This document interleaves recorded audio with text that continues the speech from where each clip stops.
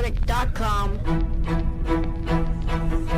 Welcome, travelers, to the fringes of reality, where the strange and mysterious meet, and the thin veil between fact and fiction is torn.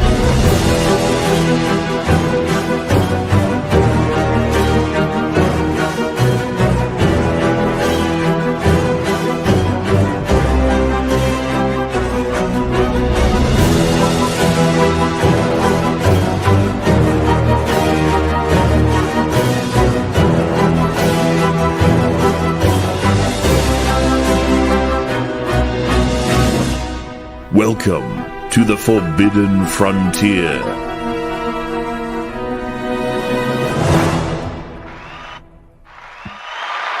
There you are.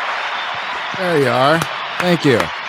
Oh, you're so kind. You sound so far away, audience, but I feel your closeness anyway. Welcome to the Forbidden Frontier. Hello, Chad. I see you there. What's up, Mod Eric Cake? Thanks for being here. We have a great guest.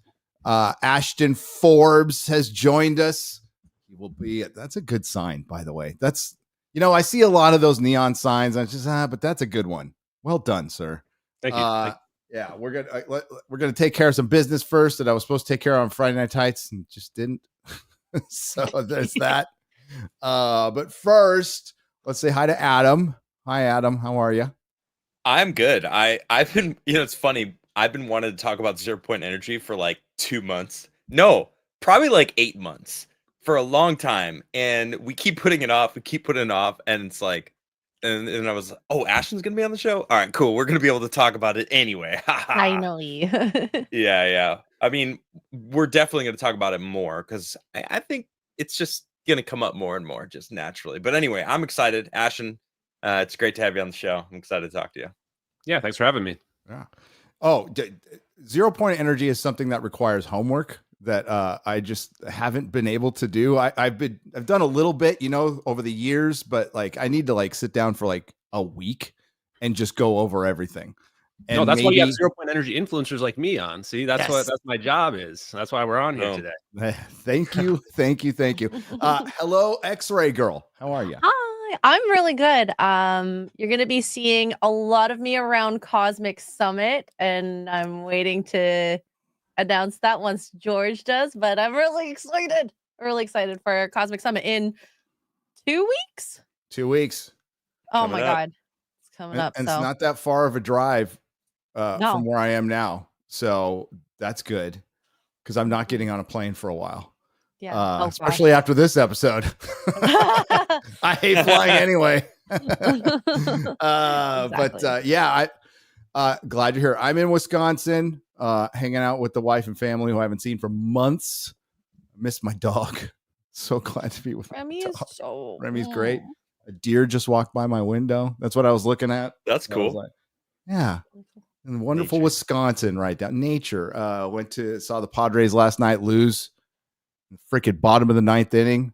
It sucked, but it was still a fun game. So I was there with the boys. It was good.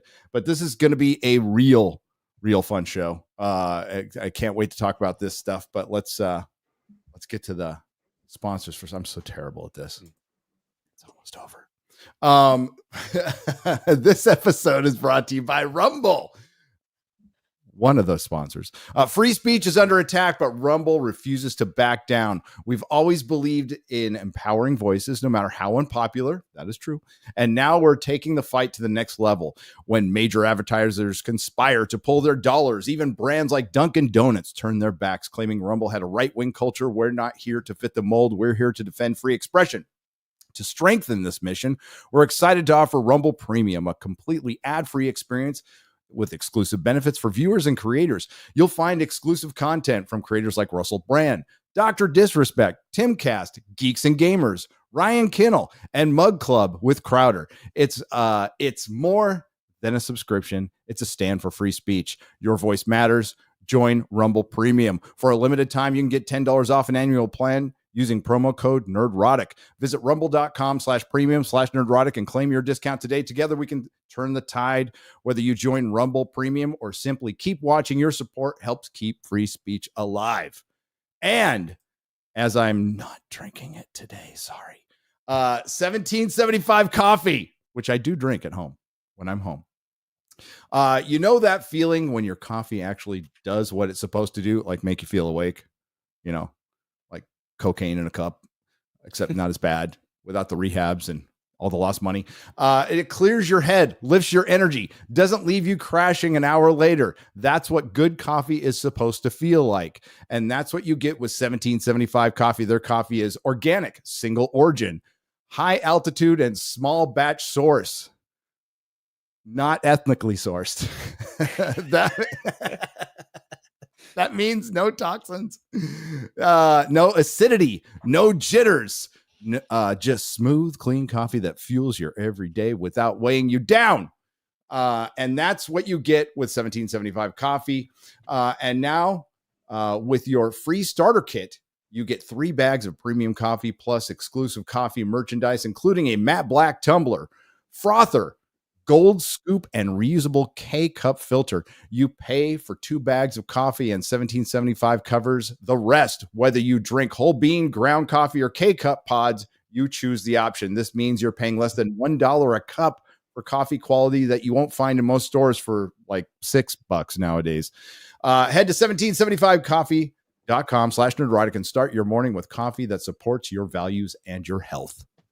There you go. I just like coffee.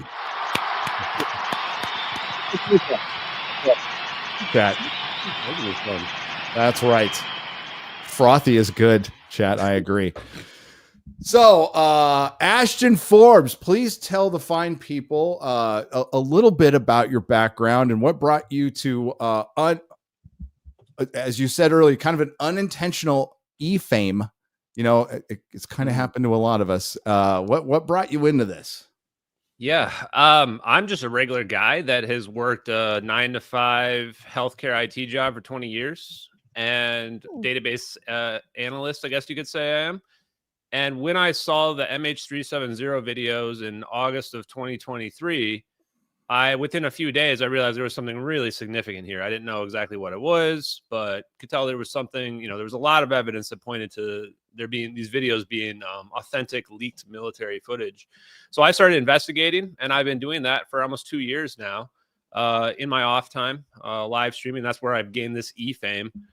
And at this point, actually, even now as of today, pretty much ready to lay out the whole story, name the people responsible, the companies, the assets that were recording, the weapons that were used, and then talk about the implications of, well, how is this science possible?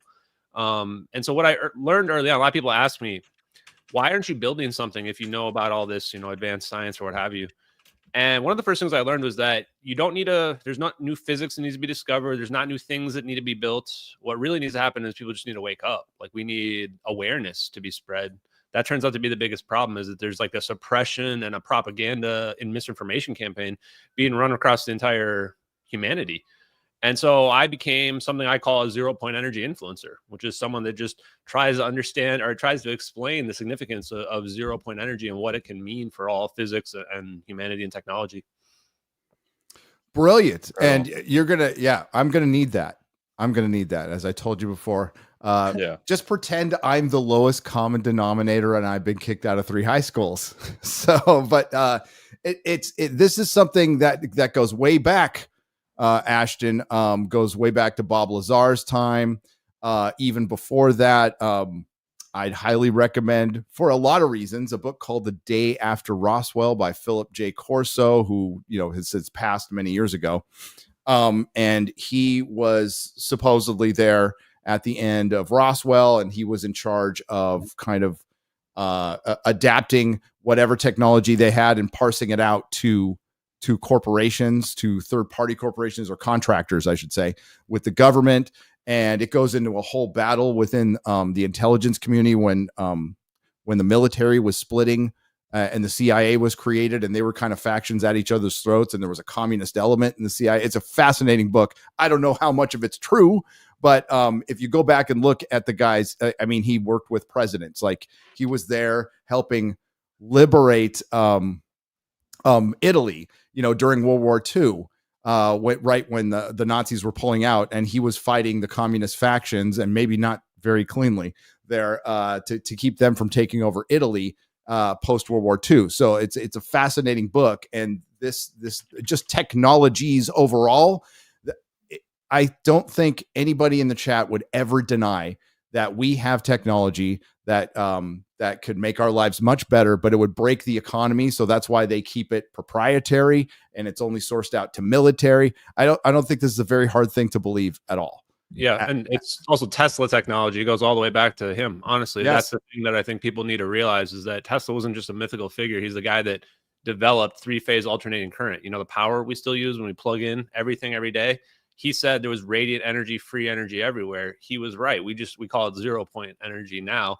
And it's undeniable there's this connection to UFOs and flying saucers, is because that this idea of 0 point energy is the unifier. Electricity is the unifier between the small things and the large things. So that's how your flying saucers are flying around. And I would ask you, who was the military organization that dug up or found the Roswell? Which organization was it that was responsible? Was it the Air Force? Yes, I think it was. It's going to be important to remember that for later on in this conversation. When was the Air Force formed officially? Yeah, it was right after, right? 19. Somebody in the chat can help us. So right after Roswell is we got the NSA, we got all the 3-letter agencies happened like right around the same time, 1947. So it would be the Air Force. I don't know if it was the Army at the time, but Army handled all intelligence prior to that, right? Yeah. And that's when it started splitting off. So I think that's quite a coincidence that, Roswell happens, and then all of a sudden we get these weird agencies and it starts breaking. Yeah. UNIT started too from Doctor Who. You're right. Chad. And Corso talked about, the battle. Well, even Eisenhower talked about it, beware of the military industrial complex. And so it was 1948. So it was probably the Army, I'm guessing, that found that was there. And it was a branch of the Army Corps. See, I'm not a total historian here, but I've read tons of books. Yeah, parts Air Force, right? Because the idea is they're the ones that got this. They're the ones who have been hiding this UFO technology, free energy technology, gravity manipulation technology. And then the idea is they passed it off to Lockheed Martin, just naming names that may have had this technology. And then the thing is they learned the physics based off of it. And then they incorporate the physics into their designs. And now the human designs begin to look indistinguishable from what we would consider to be, extraterrestrial or non-human intelligent.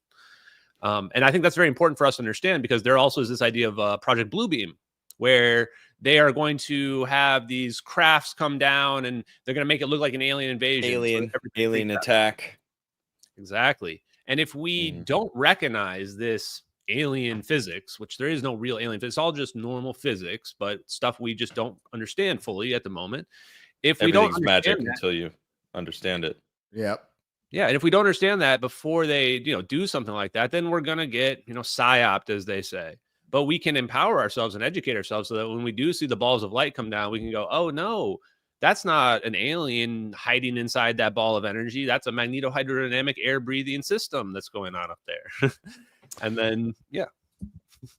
And I fully, I think it's a mix. Like, personally, I believe it's a mix of both. I think, I believe in aliens, but I also believe we have a lot of shit that, quite frankly, we're never going to know about in our lifetime, that has been applied and parsed out. And the main, the most logical reason, and you've brought it up, and so a lot of people brought up, is it would break our economy. It would shatter it overnight. We're still relying on fossil fuels, and I don't have an answer for it.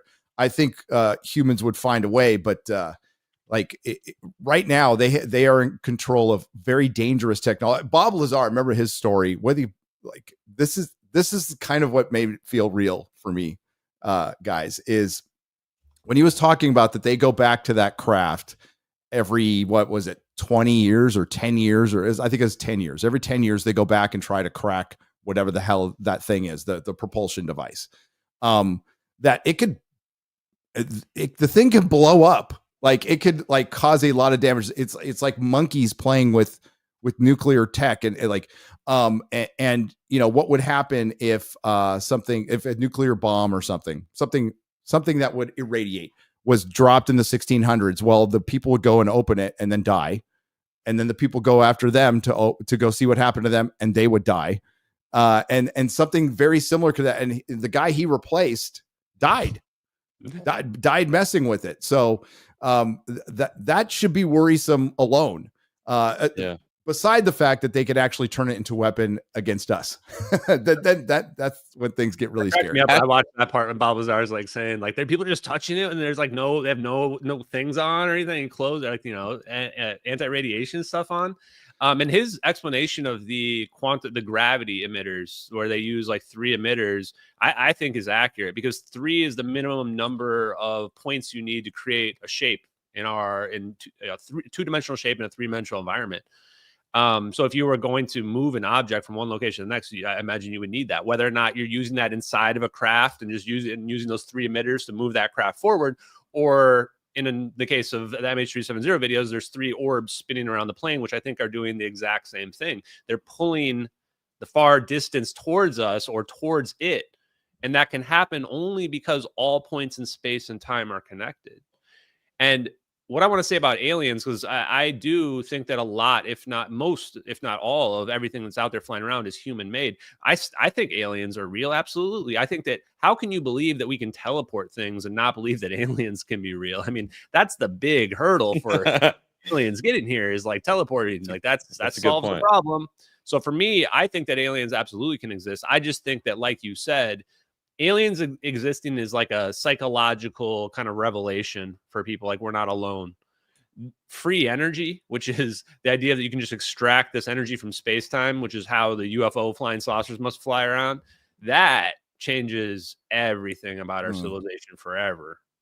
So. Yeah. You asked an interesting question to Randall about whether or not there's some sort of secret society that was able to, like, if they found this tech, you know, would they have been able to keep it a secret for thousands of years and then, you know, have it be in the background, or is it is it new tech? Like, are we discovering it? Say Tesla, Tesla was onto something, right? And JP Morgan shut them down, but maybe JP Morgan took that and was like, all right, we're going to, use this, and behind the scenes, then it went into the back rooms of these companies and the military and whatever, and they kept going with Tesla's tech.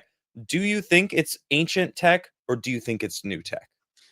Honestly, that's such a great question, because that's what I've been wondering. That's what I'm trying to figure out, is like, now I'm confident the videos are real. I'm confident that's what they did to the plane. I found the scientists and engineers. It's really just these defense intelligence reference documents that Hal Puthoff got commissioned from the Defense Intelligence Agency. Like, you just add them all up, and it's like the orbs, it's the teleportation, it's extracting energy from the quantum vacuum, all things that would seem like sci-fi, even seem like sci-fi now, but are all actually real science and real physics. And so you start tracing it back. And this is where I had you say like Air Force before, because at first I was blaming Salvatore Pais, who is the U.S. Navy engineer who has those UFO patents. And he's adamant, like, it's not UFO patents, it's human technology. He thinks the orbs are human technology as well. He agrees, and he would probably know. And I was blaming him. And then the timing didn't make any sense. Those patents were like 2015, 2016. These videos from 2014. And I had made the biggest mistake. It was the Air Force all along. Go to the Air Force Research Labs. There you've got Frank Mead, project manager. All his scientific papers from the early 90s through the 2000s start with these dense plasma focuses, which I didn't really know what that meant. But you find out that basically they're taking this hypersonic engine, turning it into a drone, and then they electrify it so that it creates this plasma bubble around it. And then the last thing they figure out is how to turn it into like a sailboat, where, yes, it has like rocket capability where it can fly around, but it can get into like a equilibrium position where, like, once its speed becomes constant, then it can shoot a laser beam in front of it. And now it's just sailing with no inertia whatsoever, flying around. And clearly Frank Mead is like the one who's the brainchild for this, because there's got to be at least 12 papers or more about these concepts. And then teleportation physics study by Eric W. Davis, which was Frank Mead was the project manager for that as well. That has to be when they started playing around with the idea of, hey, let's have these orbs of our engines start to spin together, because they realized they could make the plasma bubble like really, really dense. Like the plasma bubble was acting coherent, small things acting really large. And it started building up a huge amount of charge, like a lightning bolt. And so now you've got like an actual weapon on your hands. And so for me, the question is, okay, did they find that out from, Roswell, or, did they dig something up and then see a flying saucer? And then they were like, okay, like, how's that happening? And then just slowly figure it out. And maybe Bob Lazar's right. They didn't have it figured out in the 90s, but then they did figure it out in like the early 2000s. And then it just took off. Because like, how do you go from like, okay, you've got this ball of energy flying around to you're teleporting stuff now? Warping something, yeah. Right. Well, that Bob Lazar video that you posted a couple weeks ago, he looks rather young. So that's it feels like it's an older video of him in the 90s. talking. Okay, was it from the 90s? Yeah. Okay, so that's 30 so years this old. meat guy, I mean, his papers were from the 90s to the 2000s. Do you think he was going based off of what Bob Lazar was saying, trying to replicate it or make it work?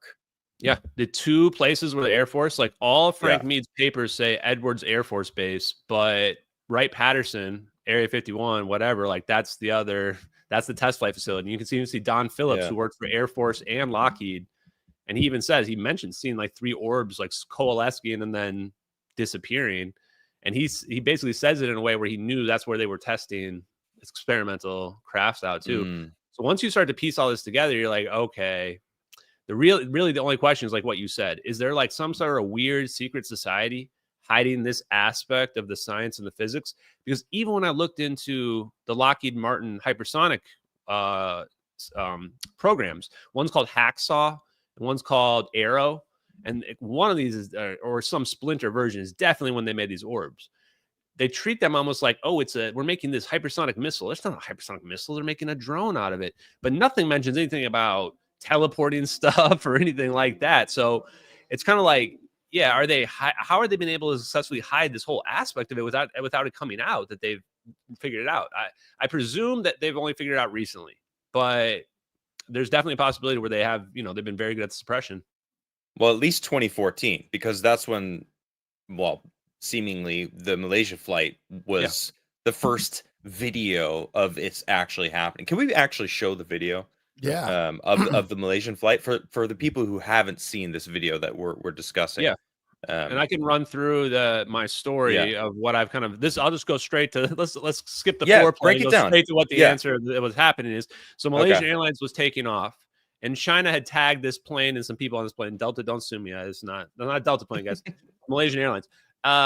And China had tagged this plane, the people on board, these 20 semiconductor engineers. Like when you get on your plane, make sure there's no semiconductor engineers on your plane, because that's where all the technology is coming from. And the United States had developed a plan where this was not going to happen. So they had put some batteries on board this plane on the forward cargo bay that were going to ignite. And so when this plane goes dark, those batteries are igniting, and the pilot's taking over and they're turning around, doing an emergency turn back, and they're flying towards the nearest airport. And the plane's not on fire, but there's a fire in the cargo bay, which causes like a little vents to open up down below the cargo bay if the temperature doesn't equalize. And you're going to have this dangerous lithium-ion battery smoke circulating throughout. So the plane is flying towards Penang, which is the closest airport that you would go to land. And the plane was flying low as well, according to the radars. The fire in the forward cargo bay, especially if it was like planted there by the CIA or, U.S. intelligence, then it was probably set to damage the electronics bay. And that's why the plane went dark, is it damaged it. But they would have had communications. So they would have probably covered up the communications. My guess is everybody knows that it was an emergency event and there were communications, but that's why they didn't release the communications for like weeks, as they had to figure out what was safe to release and what wasn't. The plane can't land. And this is the big rub. It's like, why does the plane not just land at Penang? It flies over Penang. And we know that because the co-pilot's cell phone pings a cell tower. So that means the plane had to be really low. I was actually testing. Don't tell anybody this, but I kept my phone on last time I flew to see. You bad man. To see how quickly it lost signal. And it was fast. Like within a couple minutes of taking off, there was no signal anymore. So that plane was really low. And I spoke to Billy Vincent, who's a former security director for the FAA, and he was convinced that there was a fire on board this plane. And I'm like, hey, I think there's a fire too. And I'm like, why wouldn't they land? And he said, well, because the lithium ion battery fire smoke would have occluded the windshield. And if they had no power, they wouldn't have had any light. So like, how you land a plane with no power, no light in the dark with smoke? And then your only choice, if you're not going to like try to just land on the ground like that, is you have to land in the ocean. So presumably they got a rendezvous point, like, you know, U.S. military comes over the comms and says, go to this rendezvous point in the water and we'll have a boat there to fish you out, you know, do a Sully Sullenberger or whatever you're going to do. And that's when, so the plane deviates. So after it gets to Penang, now it deviates and flies northwest, which is weird because it's not towards the South Indian Ocean. And everybody agrees that it took this northwest turn. And then we have Catherine T, who's in a boat. And she's going from India to Phuket, Thailand. She sees this glowing, like kind of like hazy glow orange around this plane, which is Malaysian Airlines Flight 370, flying relatively low, so not super high up in the sky. And it looked like it was descending from her view, but obviously not like this, you know, like a casual descent, flying around.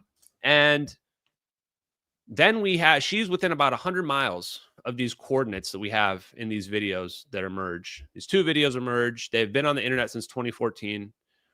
And these coordinates are the Nicobar Islands, about 100 miles from both Catherine T and from the last radar point. This would be a great moment for it. Okay, so yeah, this is the thermal color FLIR video, which is from a drone that's horizontal to the plane. So this was clearly a rendezvous point for an operation that was already planned. And these orbs get deployed on the plane. This is a shorter version of it. But this one's really good to watch because you can really see these lines both in front and behind the orbs.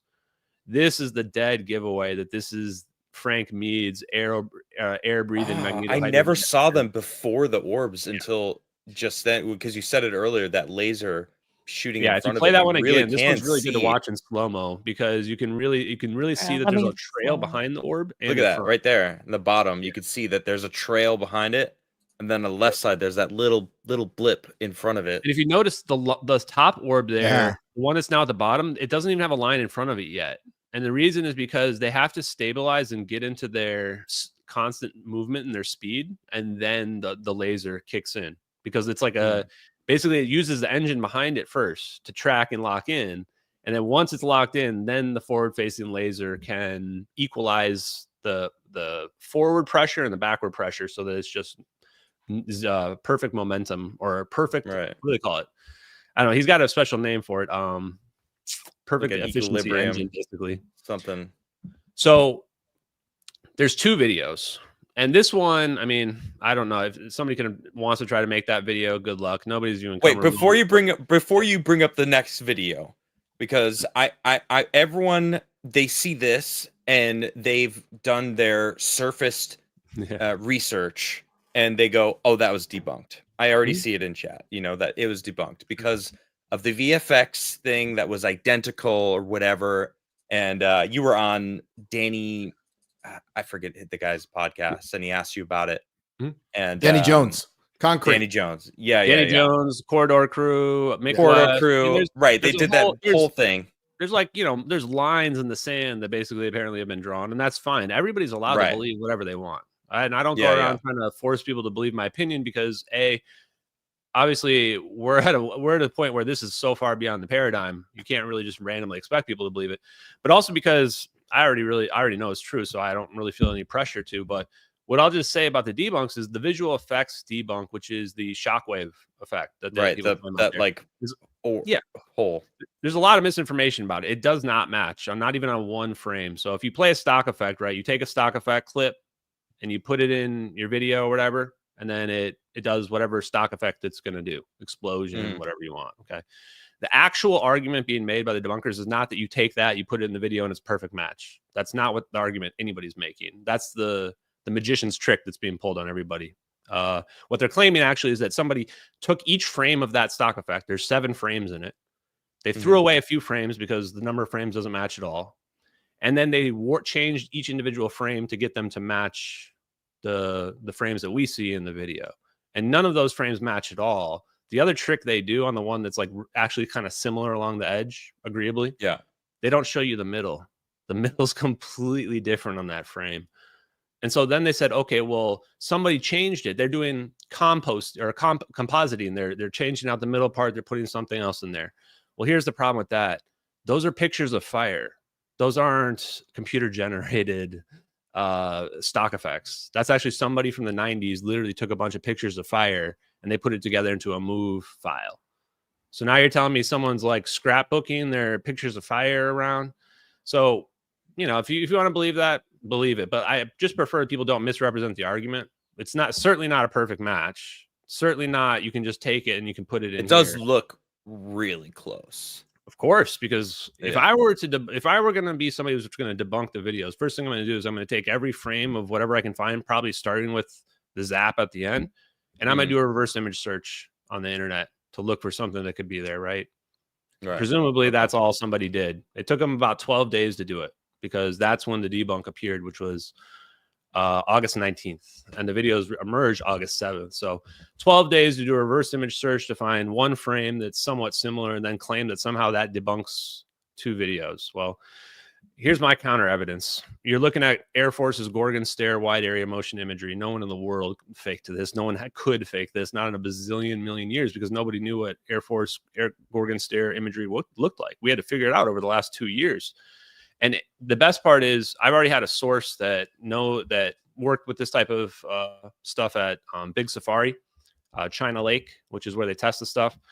So I've already got at least multiple sources that would testify in court. This is Gorgon Stare wide area motion imagery. And anybody that's used wide area motion imagery or Gorgon Stare will know that this is accurate as well. So it really should only take 5 minutes of somebody contacting someone in the Air Force to confirm this is accurate. But the reason why they won't do that is because, well, we're looking at the United States' most powerful secret super weapon, at least for 2014, getting deployed on this plane. And we can see this plane's flying low because that is cumulus clouds. So the plane's flying low, but there's a drone above it as well with the Gorgon Stare package on it, which is one camera underneath each wing, which can produce this 3D stereoscopic imagery.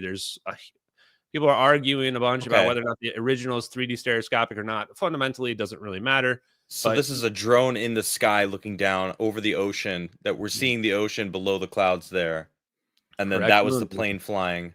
And it has the disappearing. Yeah, play it back again because the other drone is just cropped out of the screen out of the north as well. This wide area motion imagery, they're looking at a big battlefield map in the background and they click somewhere and it pulls up a window.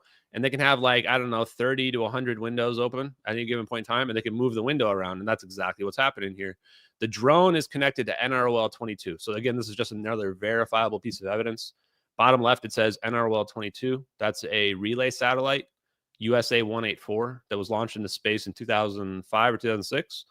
The Newsweek debunk about this is completely wrong. It claims it says NROL 33. It's NROL 22.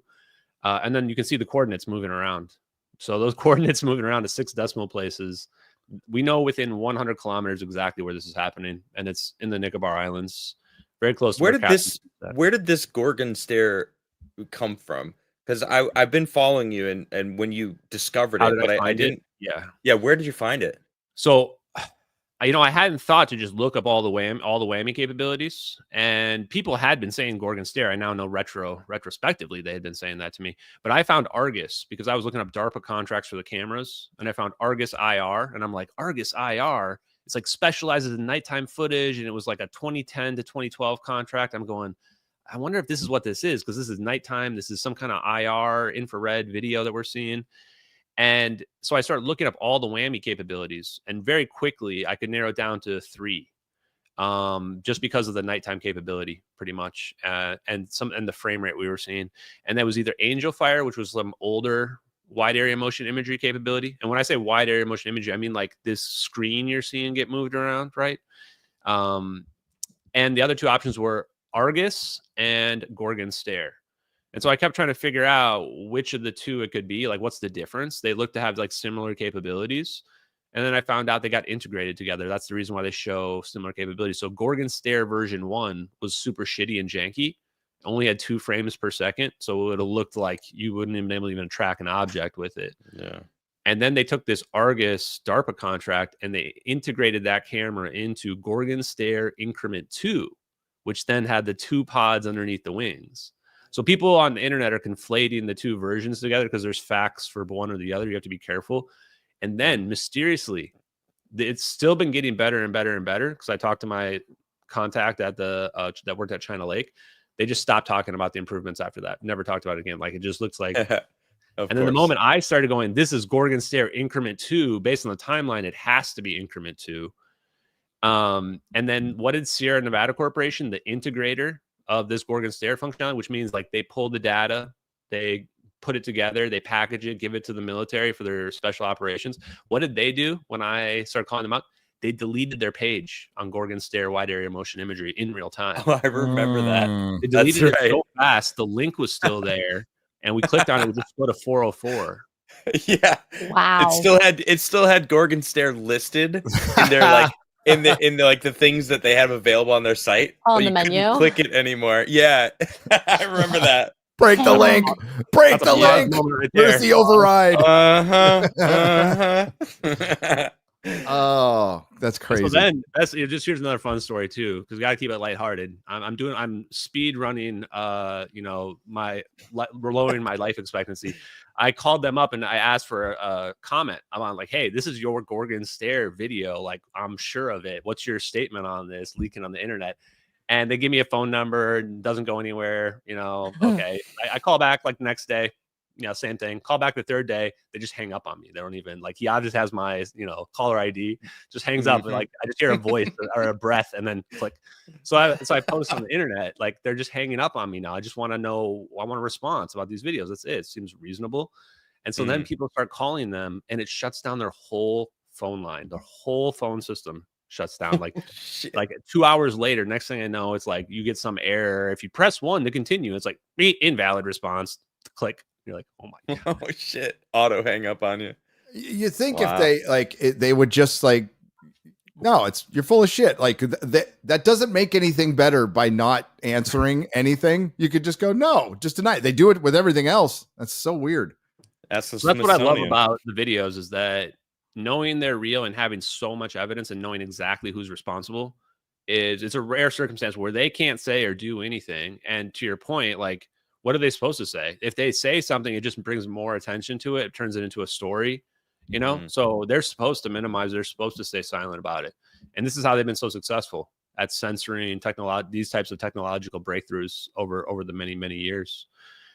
There's one other thing too. There's another debunk that I want to address, which is the cloud photo debunk, because this one is actually much better than the non-matching stock effect. And people conflate the two debunks, because the cloud photos, there were cloud photos found on the internet. An anonymous Reddit account, December of 2023, comes out of nowhere. When this case is like, going through the roof, comes out of nowhere and says, I was browsing on the internet and I found these photos that if you change the percentages and invert them around, that they have these perfectly matching cloud photos from the video. And I go, what?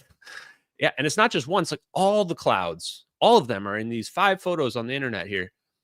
And even I was like, wow, that is like really weird. And so I look, and sure enough, the cloud photos match. The clouds match 100%. I mean, yeah, you have to do some angling, but I mean, they have to be the same clouds, right? So what's the explanation for this? And the debunkers presented this argument. This photographer took these from 2012, but they didn't actually show any of the or they showed the metadata of the photos, but not the actual data from the cloud photos on the actual website. And now that we know is Gorgon Stare wide area motion imagery, it's like, okay, well, now I know that CIA or whoever, Air Force, whoever responsible, planted those. They took the whammy photos, because whammy, what it does is it just takes pictures all the time. And the software is what puts the photos together to make this smooth, seamless video that we see. There's no way a human's able to do that. Certainly not from 5 photos that somebody was taking at different points in time out of a window of an airplane. You cannot put those together and create a video of them. That's what the software does, which is probably worth billions and billions of dollars. And so at the time, though, it was like, what the hell? And actually spooked me. And it wasn't so much that people like try to post this Twitter thing about that. I said, I can't say the cloud photos are real anymore. I had a pit in my stomach when I said that, and deleted it later on, because I knew the videos were real, but I knew that somebody really, really wanted these to go away, because that kind of debunk is going to convince most people. But then once you find out that it's Gorgon Stare, that gets completely annihilated. So someone took the whammy footage. Maybe they edited it or something, put it out there, and they made it look like it was a part of an existing set of photos, but not even really. They put it in its own folder, and they put it out there on October 25th, 2014, which was 5 months after the videos had already been on the internet. That's according to the website's own API. And so all the facts around the photos support, the fact that they're not, they don't debunk the videos in any way, shape, or form. But that's not surprising to me, because like I've been consistent since the beginning. Like I've known these videos are 1,000% real for well over a year now.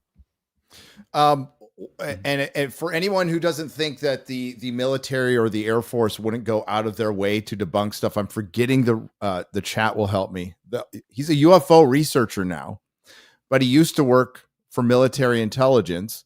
There was a guy who was in New Mexico, I believe, and he was seeing stuff and he was reporting it, and it was our tech.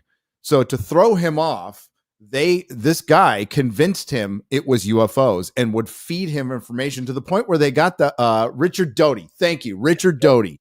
Richard Doty. Dude got like put into asylum. He like went crazy. They made the guy go crazy to hide their technology. And Doty like gets a lot of shit. Like still to this day, like he goes to UFO conferences and there's people who won't freaking talk to him because he used to be on the other side doing this kind of nasty shit. And they have been doing this in ufology forever. This is what started making me believe more in ufology, is the government was in there muddying the waters with misinformation.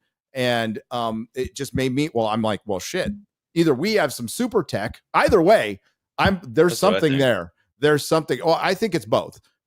Yeah. Even they, in this case, they didn't really have to do much. Just take the whammy footage already there, maybe modify it with some AI that they had a few years before we did, and then put it on the internet somewhere, right? And that's it. And they didn't even bother to cover up the API on it. So, and then the other thing is, they might have been part of the, reverse image search for something that's similar, but that might have just been normal people doing that too. So it's hard to distinguish between just normal people that are, inclined towards debunking things, and then people that are actually operatives. But in my opinion, the cloud photo thing, like that, because that came from definitely military footage, that had to have been an intelligence community thing that did that. And that doesn't seem unreasonable. That's what I would do. If videos leaked on the internet, I want people to believe they're fake. Yeah, I just leak some other images of it that presents cloudy disinformation around it. I was actually surprised they didn't do more, honestly. And but anyway, whatever. I think that at this point, like, there's not much they can do. Two people were saying when they were going to go search again that they would find the plane or something like that, and that would debunk. They were going to plant the plane down there. I'm going, guys, that plane's supposed to be at the bottom of the ocean for 10 years intact somewhere. Like, do you think they're going to be able to fake that? They're going to fake the 10 years of growth on the bottom of the ocean? I mean, if they can do that, right? Bravo, bravo, you win. Yeah. Okay. It is crazy that I mean, like, well, remember what they were reporting the day it happened. They were like, a plane goes through a portal, like that. They were like, because that thing just vanished, and planes just don't fucking do that nowadays. That was the last plane to disappear, by the way. I looked up just to see, is there any other planes that disappeared? Nope. MH370 is the last one. That was 11 years ago. Well, knock on wood, as somebody who hates flying, like hates it. And despite all the like accidents we've been seeing with like Boeing 737s and stuff, like we don't have as many plane crashes as we used to. I remember hearing them about when I was a kid. They were happening all the time. Leonard Skinner, R.I.P. And a lot of them were private planes too. Let's get, but like we don't have as many as we did before. It is safer. I still hate it, and I don't like being in a little metal tube flying around at whatever 100 miles an hour. Now they're gonna reintroduce the subsonic planes. I don't want to die because I wanted to fly to Milwaukee. I'm like, let's do this, because science, right, is taking testable predictions and applying them to the real world.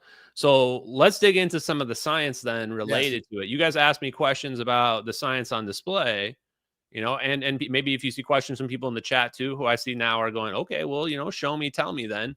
let's talk about it. Let's talk about what's happening there: teleportation, free energy, what the plasma balls are doing, etc. Let's start with the plasma balls. Let's start right there because that's the one thing. Well, that's seen a lot. Like, why 3? Why is 3 the magic number? Can we play the Bob Lazar video actually? Because this is from the 90s, right? And it feels like he was talking about tech that has been going down. Yeah, let's listen to this. On the bottom side of the disk are the 3 gravity generators. When they want to travel to a distant point, the disk turns on its side. The 3 gravity generators produce a gravitational beam. What they do is they converge the 3 gravity generators onto a point and use that as a focal point.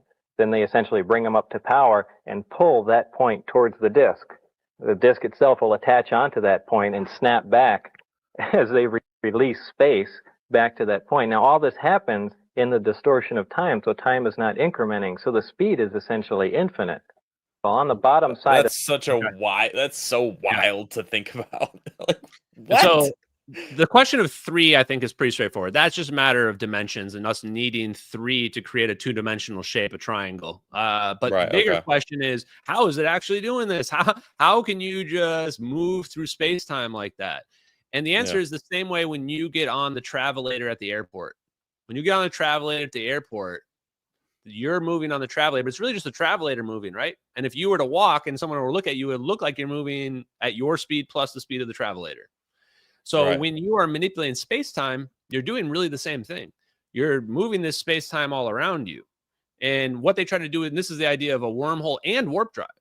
So a warp drive and a wormhole are the same type of science, same type of physics. A warp drive would be just riding your ripple, riding your gravity wave. A wormhole would be you're actually making a full bubble around you, which disconnects you from what we think of as 3-dimensional space-time entirely. And the idea of how you pull this off is the polarizable vacuum, which is Hal Puthoff's space-time metric engineering. He's MJ #1. He's the smoky man. I don't know if he smokes, probably not, but he's the guy behind the scenes. And it really just boils down to electrifying the vacuum. So you imagine there's all this white noise on the screen. Like you turn on one of those old TVs in the 90s and you got static everywhere, right? You see all this white noise. Why do you see all that white noise? Because there's these little electromagnetic waves everywhere all the time, even in completely empty space. So what we want to do is we want to get rid of all that randomness. So if we electrify it, we turn it all uniform for a brief second. We push out all that 0-point energy. That's what gives space-time its structure, that 0-point energy. So if we can manipulate it, if we can push it aside, then we can tunnel, through space-time. And so if you view space as not empty, not some empty vacuum, space isn't nothingness. Space is filled with this 0-point energy. That's what gives it structure, like a sponge. If you squeeze it, you can get this energy out of it. If you look at space-time like that, then if you push the space-time aside, the 0-point energy aside, then what you're doing is you're pushing through to true nothingness, to the real underlying nothingness. Right. And that's actual where empty space. Yeah. So that's the idea of an Einstein-Rosen bridge, what we also know as a wormhole. John Archibald Wheeler was the one that called it a wormhole, and he came up with the idea of a black hole as well. So first testable prediction is this: a black hole and a wormhole are the same thing. The only difference is that a black hole is a wormhole that's been stabilized and kept open because of its huge amount of gravitational mass. And what we see in the MH370 video, the plane bloop, just disappear like, 0.2 seconds? That's a black hole opening, and then space-time, like all the water rushing in. If you were to take a scoop of water out of the lake, you know how fast the water rushes in? That's like what we're seeing right there. You're seeing the space-time 0-point energy fill in the gap because it gets brushed away for just a brief second. And then in that brief second, that's plenty of time for the bloop. And then the only question is, where does it show up? Yeah, where'd it go? Where did it go? Okay, you want me to dig into that? Yeah, So, it's not like the Langoliers. Anybody read that story? So here's the thing. I've got some breaking revelations as of the last couple of days. I went back to those defense intelligence reference documents, the DIRDs, the ones that I found, the air breathing magnetohydrodynamics. That's what led me down the path of finding the orbs. And I went to those because they had papers about warp drives and wormholes. And turns out all those papers are gold. I thought only a few were like diamonds in the rough on every one. So I always start reading the one about non-locality, which is the double slit experiment and like how we can teleport like, you know, energy or something, you know, over distances. By this guy named John Kramer. And he had 2 mind-blowing revelations in it, where if you start to read between the lines, knowing these guys know more than they do, you realize like everything they say has meaning in their papers. So one of the things he says is, well, one of these EPR experiments, Einstein-Rosen-Podolsky, which is like the double slit type experiments, they were able to show that they can make a switch. They can configure their apparatus where they can basically just turn a switch on or off. And then the double slit experiment either has 2 lines or it has a wave pattern. And their switches the pattern back and forth. Now, why is this important? Because you can use this now, and if you have 2 devices, one over here and one over here, separated by infinite distance, quantumly entangled, you mean, to send binary from one to the other. So that's a quantum communication as far as you want it to go. The other big revelation is this. Everybody asks about time travel for me. And I've struggled with the idea like the reverse time travel or retro causality can't be possible, because if it was, like, shit would be like, the universe would be like chaotic, right? Like unless we're in some separated timeline or something, which maybe it's true, maybe. But those same guys, John Archibald Wheeler and like Richard Feynman, they believed that the universe had like a barrier that prevented you from like going back in time. And maybe that double slit experiment, that weird spooky action at a distance, maybe that's what prevents it from happening. So what John Kramer did, which is so brilliant, he says, let's design our system in a way where the retrocausality doesn't apply. Like, we're going to teleport our object, but we're going to design it in a way where it doesn't ever teleport to the past. The fastest it can teleport is instantaneous. That prevents any spooky, timeline problems, right? So just engineer the problem out of it. And that's what they're doing in the videos. So I don't want you to believe me. I want you to believe him himself. Can you guys play this clip that I show? I'm talking about reaching the stars by accelerating a wormhole to very high velocities and shooting them at the stars, and using relativistic time dilation to get there almost instantaneously. So you fly through the wormhole? You send the wormhole there, send momentum-bearing particles through it to steer it around to where you want it. You land it, and then you expand it and get out and explore the planet. I see. That laugh at the end. Yeah. Wow. What? That's exactly what they're doing in the MH370 videos. So in the MH370 videos, that's why my name is Ashton Forbes, because where does the plane show up? Well, wherever the 4th orb is, right? Stargate. Once it's out of space-time, it can theoretically be anywhere. But what John Kramer just said right there is you send your orb or your wormhole to the location where you want to go, and then you open it up, and then you come out of it. That's what the orbs are doing, right? But he also says it to go there instantaneously, but it still has to go there, doesn't it? It's not like we can. But for your perspective, you're just waiting for it to get there. Once it gets there, you can teleport there. So that's the big rub. That's why I'm Ashton Forbes, because they send one orb, just like this rubber band. One orb goes one way, the 3 orbs go the other way, and then this is where it's going to show up.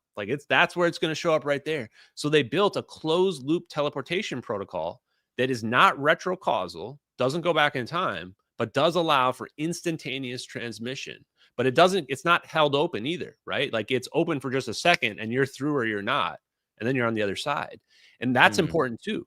They can't, maybe we can figure out in the future, but as of the time of those papers, they didn't have the capability to make a portal that's permanently open. The reason being that there's no connection to the distance and the time, because of this ability makes it so that like time becomes this weird fuzzy illusion. So you can't keep the portal open permanently, because it would have retrocausal impacts if you did that.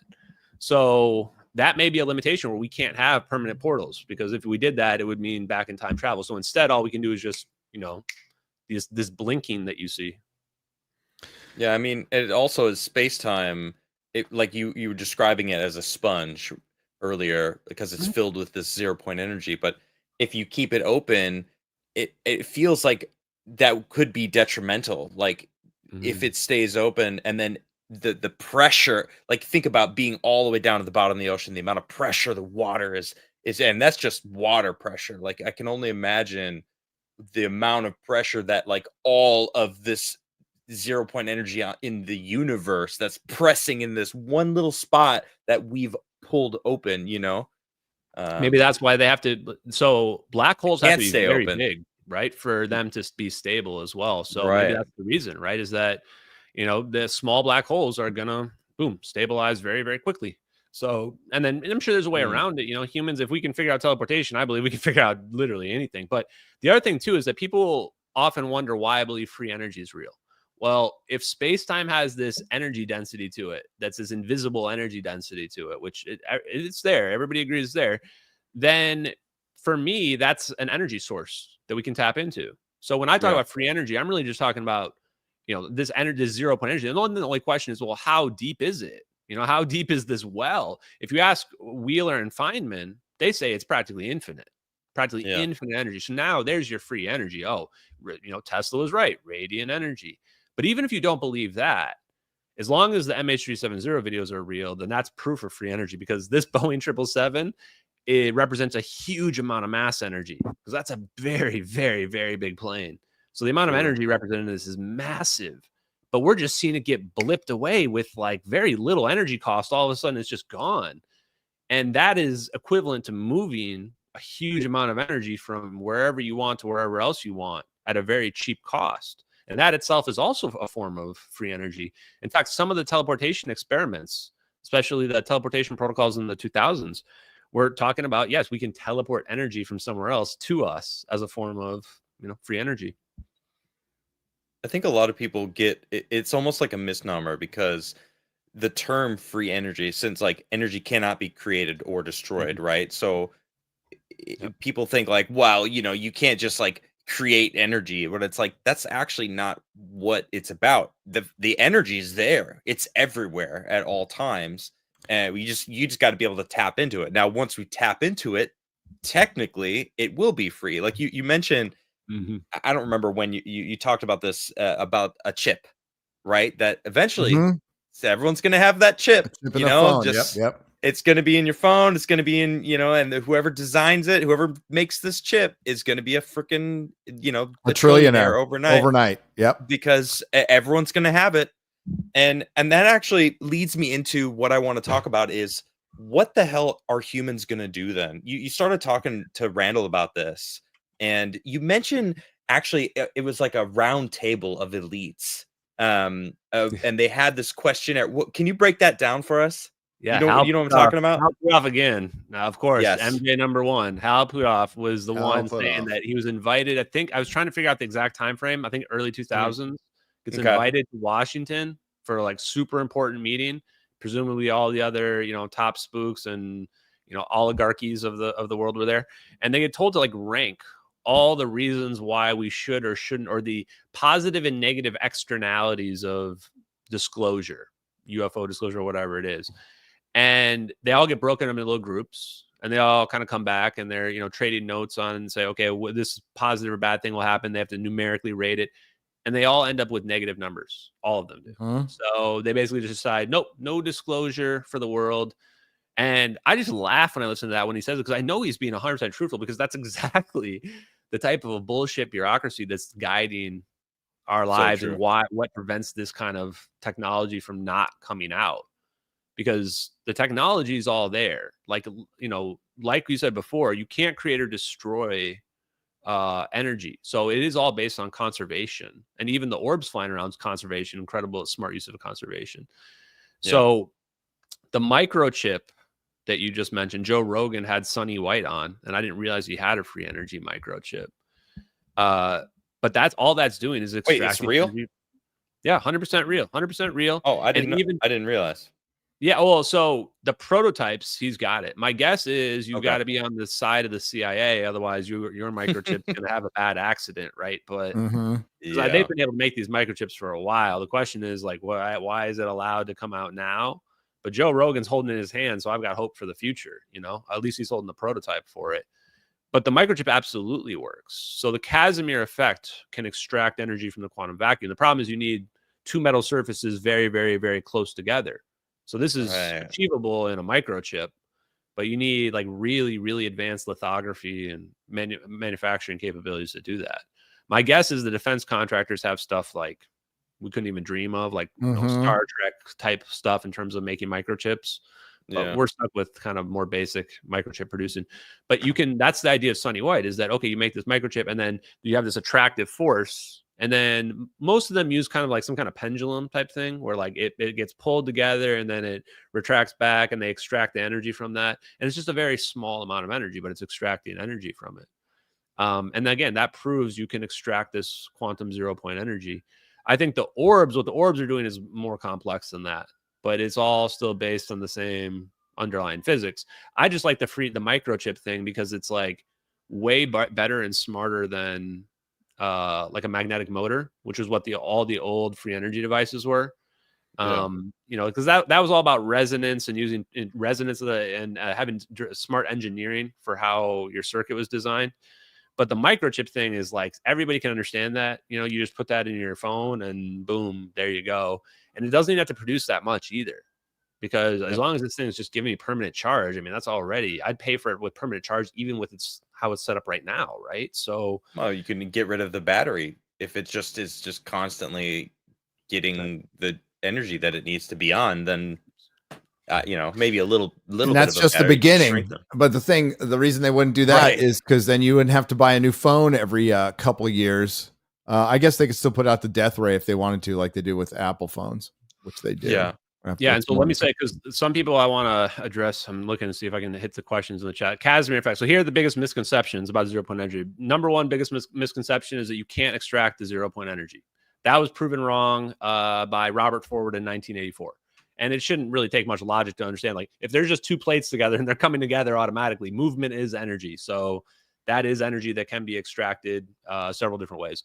You're not limited to just two metal plates, by the way, with the Casimir effect. In fact, the plasma, I think, has found like a smarter general way to do it. But the other thing people then say is, okay, your plates came together, but you can't use this to perpetually extract energy because I have to pull the plates back apart again if I want to do it again. And you're right. So that's the reason why you have to come up with a workaround to that. So the workaround they came up with that is Casimir cavities, which means they essentially boil it down to the electron level, and they kind of pull the energy out, and then they have the electron move to a new area, which is just a gap, an empty space, a cavity. And what happens when it gets to the cavity is the electron gets the energy back because the 0-point energy field keeps it in equilibrium. So if you pull a little bit of energy out, it goes back to normal in the cavity. This is Garrett Modo's version of the same microchip design. So Sonny White, who Joe Rogan had on, showed one version. Garrett Modo's the one that I've been talking about stealing for like 2 years now. He's got his own version that does that. So functionally, it acts like a trampoline where you like bounce on the trampoline, then the trampoline goes back to normal while you're in the air. And they're both genius ideas. So to answer the questions out there, guys, is that for the people who are doubting, you need to think outside the box. The plates coming together was just a prototype of the idea of pulling energy out of there. The next thing Robert Forward did was try to figure out, how do I get perpetual extraction to work? And can I, like, you know, change the geometry and stuff like that? So that's why if we could get alternating magnetism, you know, to incorporate it, you could almost have a situation where, okay, I want it to come together and then I want it to alternate and go back apart. So if you could alternate the Casimir effect somehow, you could create a perpetual motion. Now, one last thing I want to say on this is kind of new information, is that Robert Forward, this guy I've been talking about, I just found out recently that he was the mentor to Eric W. Davis.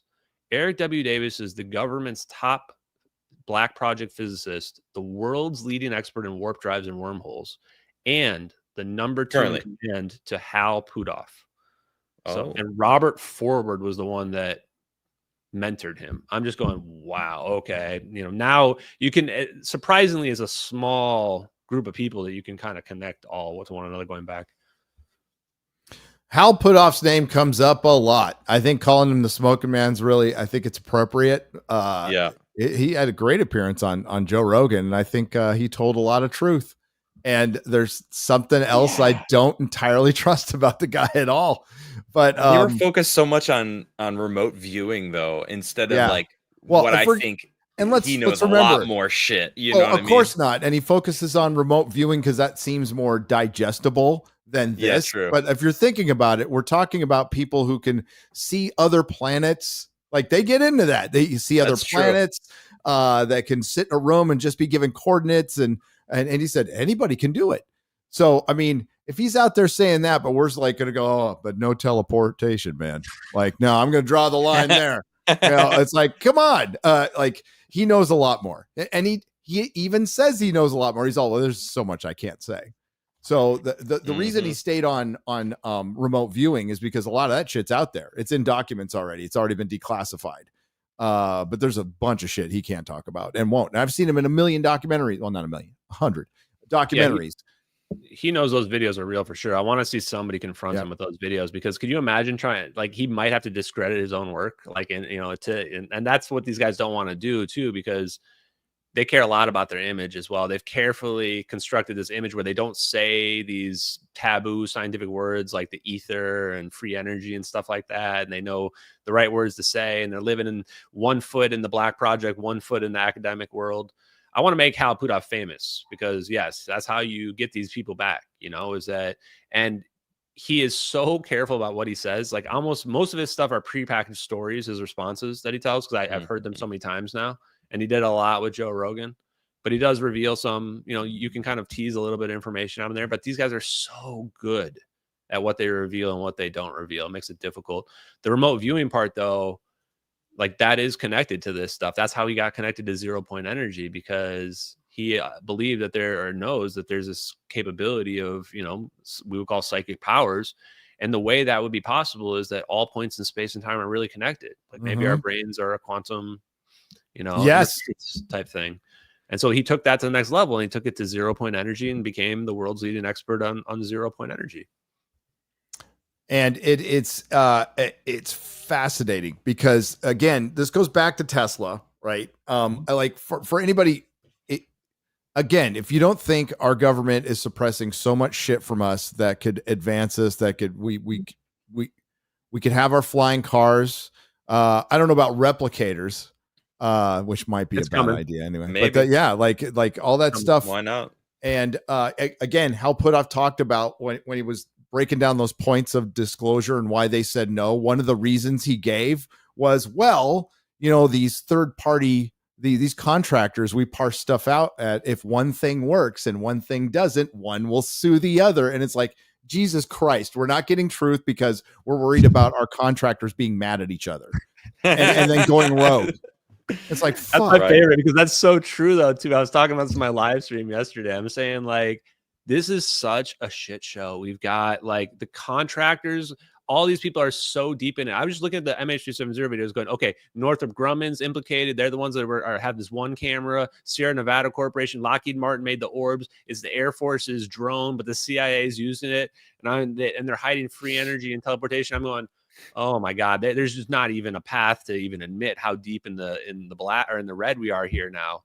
And the idea that, we're going to give them amnesty, like they've been probably hiding this for like 80 years. And now we're finally getting to the close point where we can understand it and expose them.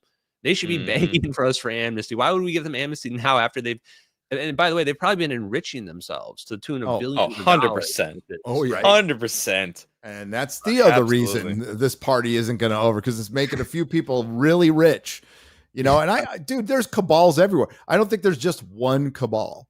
I think there's a group and maybe they fight. But I definitely cabals. 100% there are elites who know way more. And what they rely on is what Ashton just brought up. Bureaucracy, incompetence in bureaucracy. That is a great shield for everything. So for the guys who know the whole truth and then parse it out, it's easy to hide behind, oh, well, hey, look at all that paperwork. Look at that huge bill. It's crazy. Oh, wow. Look at that government incompetence, which is all over the place. You hide behind the DMV. You know, like the most incompetent organization that I've known, the California DMV to be specific. But it's very easy to do that. And then you have all the corporate legacy media will just fucking, you know, chirp the same talking point. Like we've seen examples of that, and people still, not the people here in the chat, because you guys are fucking smart, but people still believe, like, you know, that shit isn't made up when you hear like it's a threat to our democracy, you know. And then they started, like, recently they started saying the same thing about Elon, which they're now obviously going to go back on, or maybe who knows what's going on with that. They're all saying, like, we see repeated things. Even, okay, sorry to get political here, but the riots in LA, you know what I started seeing on Twitter today? Trump's America. I'm like, Trump's America. Where did I hear that before?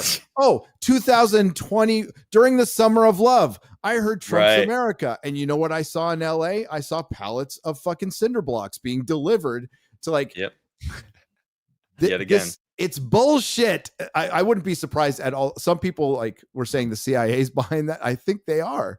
I think they 100% are behind, like, and then Newsom's not saying anything. Bass isn't saying anything. Trump has to get involved. And now the federal government's going in there. And now they have to say, oh, look, the federal government's taken over the state National Guard. Look what they're doing. You know, they were just peaceful. Like, we're playing this whole fucking game again. Peaceful. Well, the internet, peaceful love protest it or hate it. I mean, we're watching people that are burning cars, throwing bricks at freaking car, like, as they're driving, like flying the flag of the country they don't want to go back to. That's rich, isn't it? People need a purpose, right? Like, you see all these protests, and we saw these protests too at the schools recently as well. And all I see are people that are looking for a purpose, right? They just want something to believe in. And that's actually why I like the idea of 0 point energy, because it's something that's not like social political issues. It's something that really everybody should be able to get behind. And it's really tough that it's hard to get out, because, like you said, it's like almost like it's not my job. It's like nobody's real job to go and actually do this or to, like, get any of this information out. I wonder how much of the Elon versus Trump stuff is, you know, manufactured versus not. But just kind of as a joke, what I would say is, if I have to pick a side, I'm 100% on Team Trump, and I'll explain why. It's not because of politics at all. It's because Elon should be the guy that's telling us about super advanced technology that's going to take us to different star systems. He's thinking we're going to go to Mars in SpaceX rockets. He has no idea about. He thinks that solar power is the future. Yeah, that's ridiculous. Going, this is obsolete. This is all a waste of time. And then the worst is when he went on Joe Rogan and he's saying, "Oh, I would know if they have secret technology. They would be putting me out of business." And I'm going, dude, they have more than enough money. They don't care about money. In fact, the last thing they want to do is expose this technology. And saying that he would know, and they would my Lockheed Martin and Northrop Grumman friends would totally tell me if they had super secret blah blah bullshit. Bullshit. Yeah. So I'm gonna go with the guy that says we have weapons that nobody understands, that we're super far beyond everybody else, and that his science and technology advisor saying that we have the capability to manipulate time and space, annihilate. That was weird. I'm going with that guy. That was weird. You know, I wanted to talk about this earlier, and I'm glad you mentioned the lack of purpose, that these people are seeking a purpose. But then you bring up 0 point energy, and I'm like, what do you think it's going to do to the human society if we get rid of all need for energy? So everyone's just going to have power, right? So that's not a problem anymore. It's just erased. It's gone. Right. I mean, people need a purpose nowadays and their jobs are being lost by AI. I mean, you see, like, the Willow chip and Margarona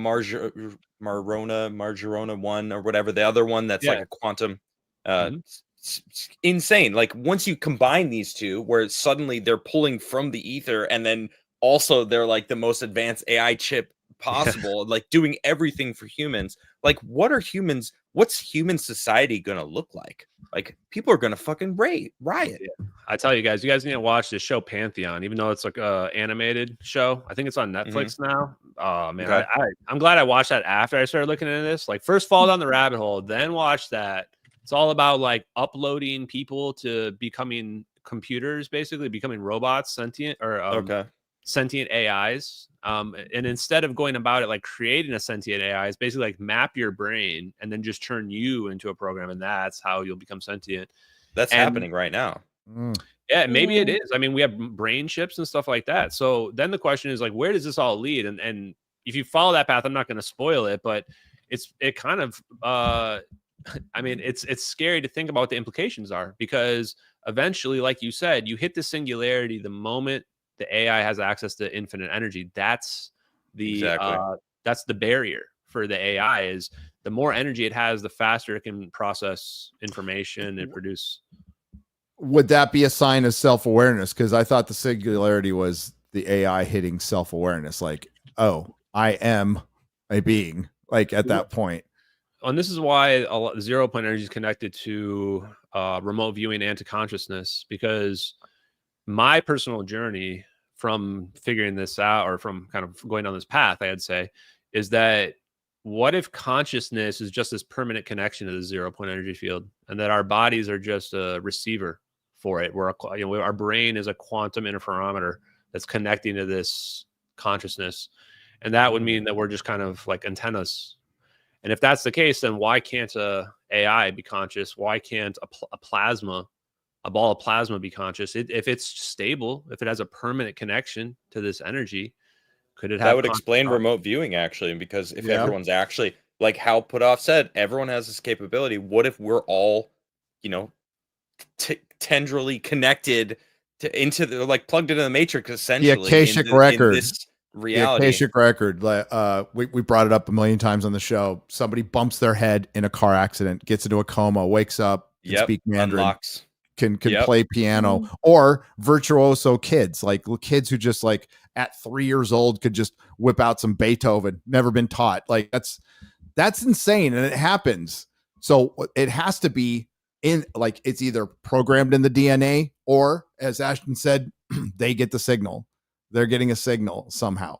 And what about this? Take Einstein's relativity. So I think Einstein's going to be wrong about his Nobel Prize, which was the photon. I think we're going to find that light's not really particles at all, and it's just resonance instead, like tuning your radio to the radio's receiving.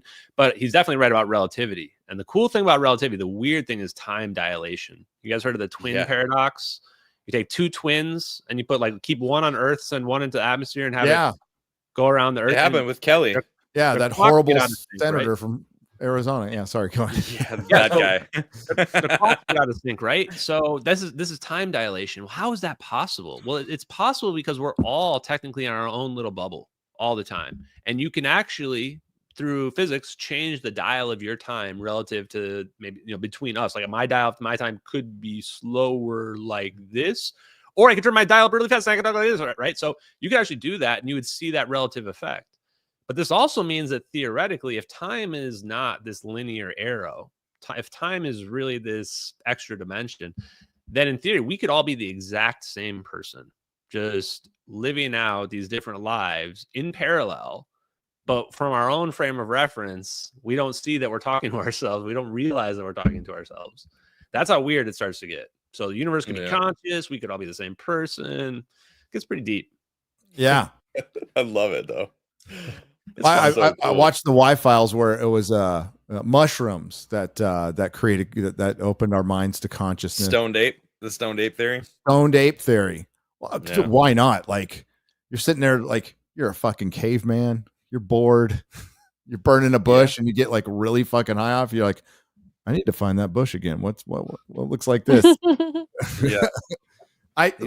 is like the more I look into this, you'd think I should be able to have the answers to, like, hey, what's the deal with the aliens? But like, the more I look at this, the less I have any idea on, okay, where did it come from? What's the answer to non-human intelligence? Like, are we aliens? I'm pretty sure we're just aliens, and we got to this planet a while back and we just forgotten. But that's what I think. I believe that. I don't think we fit very well as opposed to other things on this planet. Another weird coincidence. So the Malaysian flight went missing in what year? 2014. 2014. Yeah. So that's a couple years before Bigelow got rid of Skinwalker Ranch. So Skinwalker Ranch, OSAP was there. Bigelow was there. This is before the TV show started. And what the TV show says repeatedly is one of the things they're looking for is a possible portal, right? Bigelow hasn't shared any information at all from what the government would, by the way, our tax dollars were going towards researching Skinwalker Ranch. That actually happened. OSAP is a real program. Harry Reid helped get the money for it. It's not a huge amount of money, comparatively to what they spend on everything else.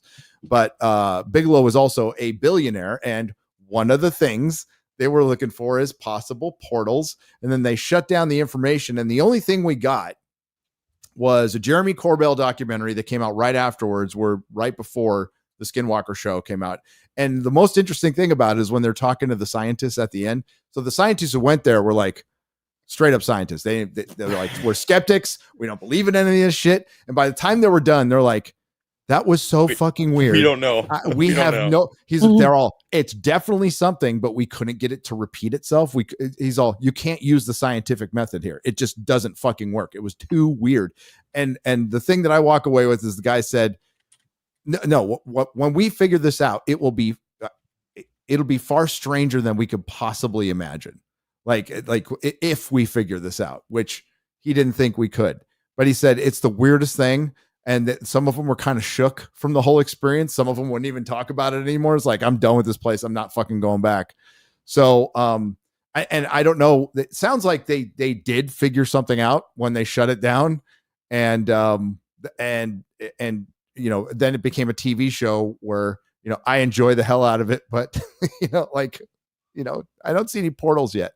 See a lot of rockets going in the air and drones. But no, so Bigelow is connected to Hal Puthoff, and yes, did a lot of I think it was Kona Blue was released recently last year, I want to say, and I think that was a Bigelow product, and it's talking about all the same physics that I've been discussing here, and including they always mention various forms of teleportation, either directly or under different words. And then the Bigelow Aerospace documents that just leaked, I think, a couple of weeks ago. They're from 2009. Yeah, 2009. And in them, if you go to the science portion, it's all the Defense Intelligence reference documents that I've been talking about, the laser ones, the warp drives. I'm going, oh, okay. So now it's starting to come together. So it wouldn't surprise me if Bigelow, found something about Skinwalker Ranch, or maybe they didn't and they just sold it for making TV shows out of it. If so, who knows? Good on them, honestly. So yeah, I have another video, a clip though, if you want to see some other science, which is this coherent matter wave beam pattern. Yes. This is a fun one. What happened? Did Adam? This guy, I don't know. His internet went out. Yeah. I have no idea. Sorry.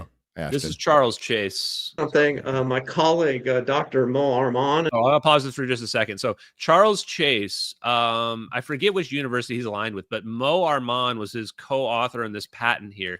This is a Lockheed Martin patent for a coherent matter wave beam. And I've been wondering what the hell this patent was for. And all of a sudden, this is about 6 months ago, maybe even less.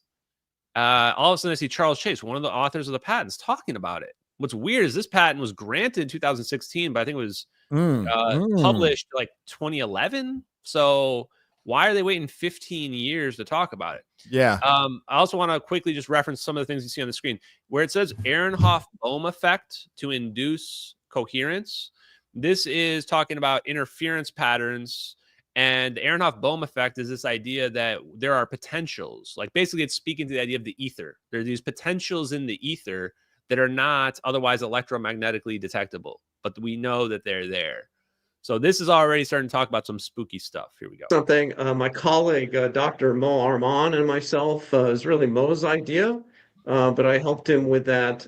This is a way of generating matter wave beams. So rather than a laser beam, it's a matter beam with fermions. And we're using our Ehrenhoff-Bohm effect to put fermions in coherence, which sounds like, wow, that doesn't sound like that would work. Because you can modify the fermions with no energy exchange. So a fermion is the reason why my hand doesn't go through this cup. Because you can't have 2 points, two pieces of molecules at the same point at the same time. So a boson is the opposite of that, where they can collapse down. So a boson would be like a laser, where the light all focuses down to a beam. So what they're trying to do is they're trying to focus matter molecules down onto a single point to stack them on top of each other like waves. And what the fuck? We predict that we'll be able to put those incoherent and generate a beam. And people have done those with Bose-Einstein condensates, at very low temperature. But using one of those constraints, Lorentz invariance, well, that fermion condensate is a beam in a different reference frame. So in my mind, that shows you can build a beam out of fermions, a million times more powerful than a laser, plus atomic scale manufacturing and maybe transport of matter over a distance. Oh, That's what I was thinking. Teleportation. yeah. Oh shit. So what they're saying, take all the matter and condense it down onto a single point. Now it's a single point of super dense matter. He's saying you can do this because of relativity. The same thing that I just told you. We can all be the same person, even though we are clearly different people here, because it's all relative. So he's saying from a different frame of reference, those things can be stacked on top of each other. So that means that per quantum mechanics, it's actually possible to make a matter wave beam. And if you do, what are the applications? 1 million times more powerful than a laser. Guys, we can already make some really, really powerful lasers, like really powerful lasers. So, and my buddy Bob Grenier, who's one of the world's leading experts on cold fusion, low energy nuclear reactions, when I reviewed this with him, he says, yeah, probably more like 1 billion times. Like they might even be downplaying it here in terms of how powerful that is. And then atomic scale manufacturing, that's Star Trek replicator stuff. Yes, it is. Yeah. Yeah, that's true. And then, Transporters, replicators. Very interesting. And so you probably see a this weapon thing or on the two. right, that where it says fermion, Bose-Einstein condensate. So what does this stuff mean when they talk about Bose-Einstein condensate? That's what they're talking about. They're talking about stacking matter and getting matter to act like coherently, where it acts like waves and stacks up, when conventionally that wouldn't be something we would think is possible. So Lockheed Martin, we see you, we see what you've been doing since 2011 here. And my guess is, why is he talking about this now? That's kind of the final question. Well, he's talking about it now because Lockheed Martin has the material manufacturing and science to do it. They had it to do it back in 2011 or even probably before that. But the public doesn't have the capability, hasn't had the capability. Like the public lithography, the public microchips aren't the same as what, Lockheed Martin's doing. That's where I think the disconnect is between what the military has versus what we have. And the reason why we can't just, here you go, we've got it. Like, sure, if you give me Lockheed Martin's labs and enough time, yeah, I'd get you some plasma orbs or something, but I don't have that, do it? No. And again, like, I don't know how much of this stuff we'll even see in our lifetime, because this is so, like, as you said, I mean, I don't know how long you can suppress it either. As our energy needs get greater, our archaic grid is so vulnerable to too many things, like cataclysms we've gone over before. Like if a Carrington event happens today, we're fucked. Effed. We are fucked.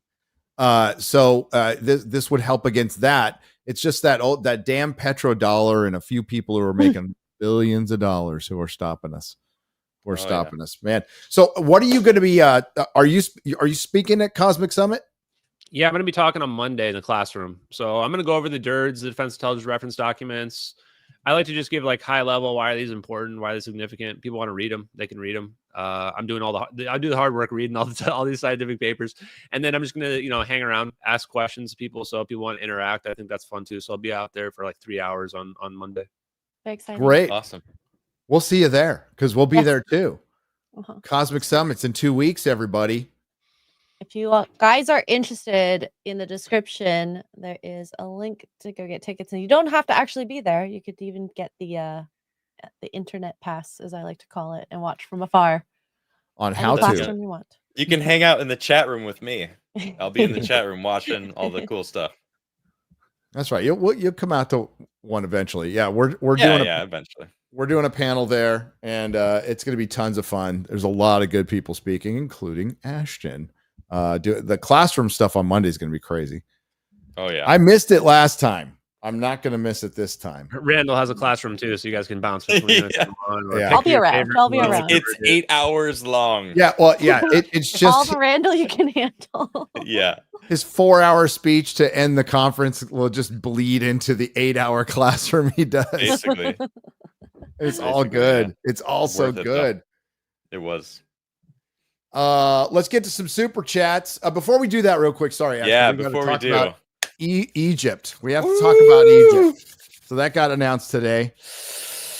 I know you guys were talking about it in the Discord, but I've been working on the videos and stuff. No worries. No. Yo, we're So, going. Wandering Wolf, the great Wandering Wolf, Michael Collins, our buddy, is putting together an Egypt trip that we're going to go on. So a little more like a little more affordable than others. So Incredibly more affordable than others, actually, if you look. But check out those other tours Huge too, because difference. those guys are great. I'm not throwing shade at all at anybody. Like, go on their tours; they're freaking awesome. And there's still early bird tickets, guys. Yeah, There's one left. There's only one left. There's one left, actually. They're one going. left. According to Wandering Wolf. Hey, there's no Snow White release coming out. No Snow White sequel coming out in November. And like, I'm going. Like, I ain't missing. This is once in a lifetime. So, and Ashton, 0 point energy can go in the past. Maybe our ancients understood it. Maybe the ancient civilizations understood it in a way we don't and never will.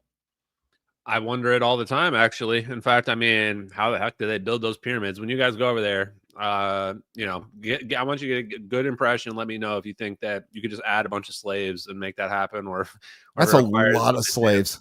Yeah, it was a national project. It was a national project, Zahir. Oh my god! Here we go. Imagine the use a lot of patriots. Imagine the use of technology. You even mentioned about the transportation of the stones. That would actually make a lot of sense too. Yeah.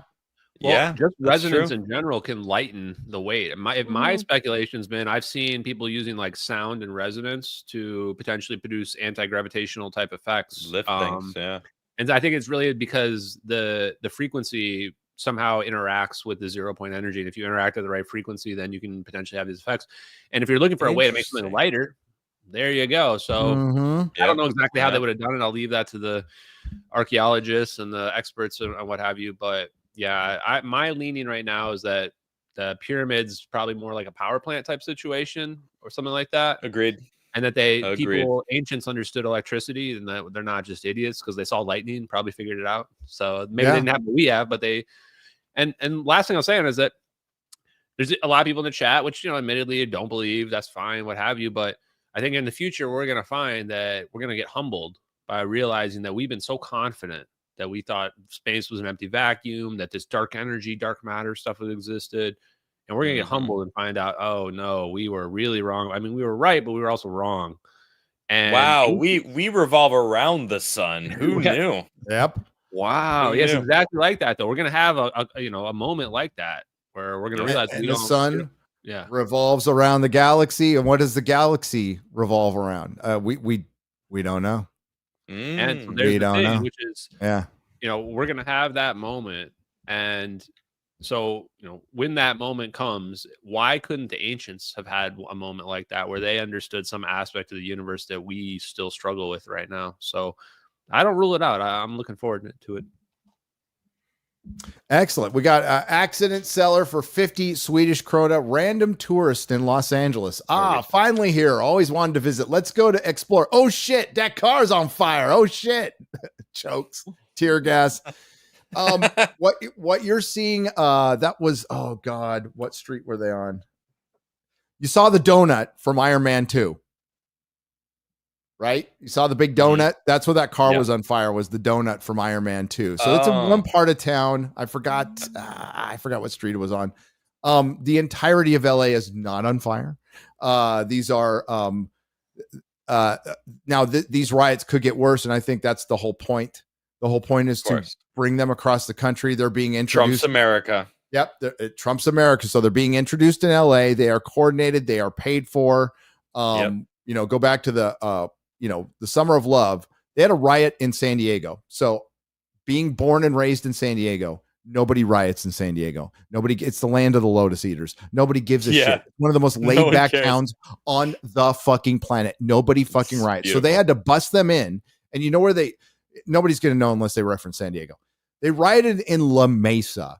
That's like it's like rioting in Escondido. Like nobody fucking riots in La Mesa. If you're going to riot, you go to downtown San Diego and fucking riot. That's what you like. What are you hurting in La Mesa? Like a fucking, a Thai food place and an auto shop. I mean, there's nothing there to riot about. So it's there's a lot of bullshit going on. I think they totally want to set up Summer of Love 2.0, 100%. And I think this is the beginning. And I predicted it at the beginning of the year along with a lot of other people. It's like, oh, you're going to see Antifa make a big comeback. Everybody's going to make a big comeback. Yep, it's all coming back. Simon Ho was MH370 crash to kill off 4 or 5 patent holders. No, I've seen that conspiracy theory. And the weird part about this one is that I do think the free scale people are the people, but those 4 people that are listed were not on the plane at all. So I've seen that conspiracy theory. Those 4 people weren't on the plane. We checked every single person on the plane, confirmed every single location. So it wasn't those 4 people, but also weirdly, like for the same reasons, like the company was $7 billion in debt. And they were owned by like the Carlyle Group and like, these sketchy, huge venture capitalist companies. And then also the technology was probably connected as well, that Freescale was connected to U.S. aerospace and defense. So you've got all the recipe there for a covert operation ready to go. Yep. Accident seller for 20 Swedish krona is, the MH370 footage is fake. It's just stock VFX, and we did talk about that. But every super chat, check it out. I mean, the thing is, like, come on, guys. You think you're looking at stock effects? There's 2 perfectly in sync videos from 2 different angles. They're both military. One's in color FLIR, and the other's in infrared. Have you ever seen fake military videos? Have you ever seen fake color thermal videos? Have you ever seen fake infrared videos? I mean, at some point, like, I don't know. Anyway. Doesn't matter. The Vril Society from Thunderstorm for $9.99. Sorry, Adam, go on. It was Norwegian. Norwegian kroner, not Swedish. Did I say Swedish? Yeah. What's the fucking difference? Okay, you're all a bunch of blonde hair, blue eyes, neutral people. I love it. Because Norway, the Norwegians would hate it. That's why. Of course. Of course. Yes.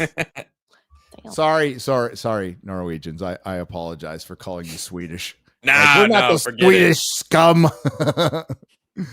Those makers of meatballs, fuck them. Why are you French? I don't know. What's the Vril Society? Is that a thing I should know? The Vril Society is a pseudo-historical secret society alleged to have existed in Germany, often associated with conspiracy theories involving Nazi Germany and occultism. The name originates from Edward Buehler-Lytton's science fiction novel The Coming Race. Never heard of it. Interesting. I didn't know that one either. You'll see, the chat is great. They teach us so much. It's true. They do. They do. Bless you. John Platt's been a member for 2 months. Thank you. Hail Gary, Adam, X-Riggle, and Ashton, and the mods in the chat. It's good to catch another episode of Forbidden Frontier. Has anyone seen attic called Wolfland? No. A doc. No, I said attic Wolfland. because X-Ray Girl left. Well, she can't help. I did not do that. I'm going to blame you anyway. How dare you make John actually miss a space? A doc called X-Ray. Wolfland. It's still X-Ray's fault. Everything's X-Ray's fault. God damn, Mobland was so good. Sorry, I saw Wolfland and instantly I'm like, Mobland was so good. I watched it with my wife. We couldn't stop watching it. So thank you for that, guys. Best show. It was a good. Best show to come out this year. Like, what an ending. Fantastic. What an ending. So good. So good. Okay, Wolfland doc is a Cascade PBS documentary that follows wolf protecting cowboy. Is this the same one? I have not seen a Wolfland doc. Tell us about it, John. Tell us about it. Thank you. Have you guys seen the AI Bigfoot videos going around? Yes. Oh, God. That's okay. Like UFO footage and Bigfoot stuff, all that's screwed now. We're only going to have to we can only go over old footage, and that's if we find it ourselves. I know. It's like all that. that. The internet. Yeah. Or if I film something myself. You know who's fucking happy? Yeah, but nobody's going to believe it. Nobody's going to believe it. I know. The CIA is, and like the government is so fucking happy about AI because that just muddies the water on absolutely everything. Oh, what's that? Oh, you have that Jeffrey Epstein video. Oh, yeah. Did you hear that? They have the Epstein Yeah. video now. That's the first I- time I saw Out of the AI. nowhere. Yeah. You mean the cameras they weren't off? Wow. Oh. Okay. We just Crazy. forgot to release that video. That's where I go, man. This is why I have to go all in on these videos because everything's AI now. There's like no way you could ever convince anybody of anything's real after deep fakes and AI are out there. Right. But then let me address this point. I forgot to bring up the debris that was found because people have this conception. The narrative that people have in their head is they found wreckage. No, they didn't. That's the problem. When a Boeing 777 hits the ocean, when the Boeing 777 hits the ground, anything, this thing crashes and destroys, blows up into thousands, tens of thousands of pieces. If this happens in the ocean, this spreads out. Most of the plane actually floats because it's all plastics and light metal. Mhm. There's luggage and the bodies. So this spreads out. It would be visible from outer space using satellites quite easily. So why did nobody see a debris field anywhere on the planet when the plane disappeared? Nobody did. The theory that people have come up with to rationalize away this huge problem is that the pilot must have just magically like landed the plane on the water in the middle of the ocean and then it sunk. To the bottom, right? But no, we know that didn't happen. Even the evidence, even the satellite pings that are out there, which I believe are just fake. They just said, hey, the plane went down this way. The U.S. intelligence is the one that leaked those satellite pings. We looked down there, we found nothing.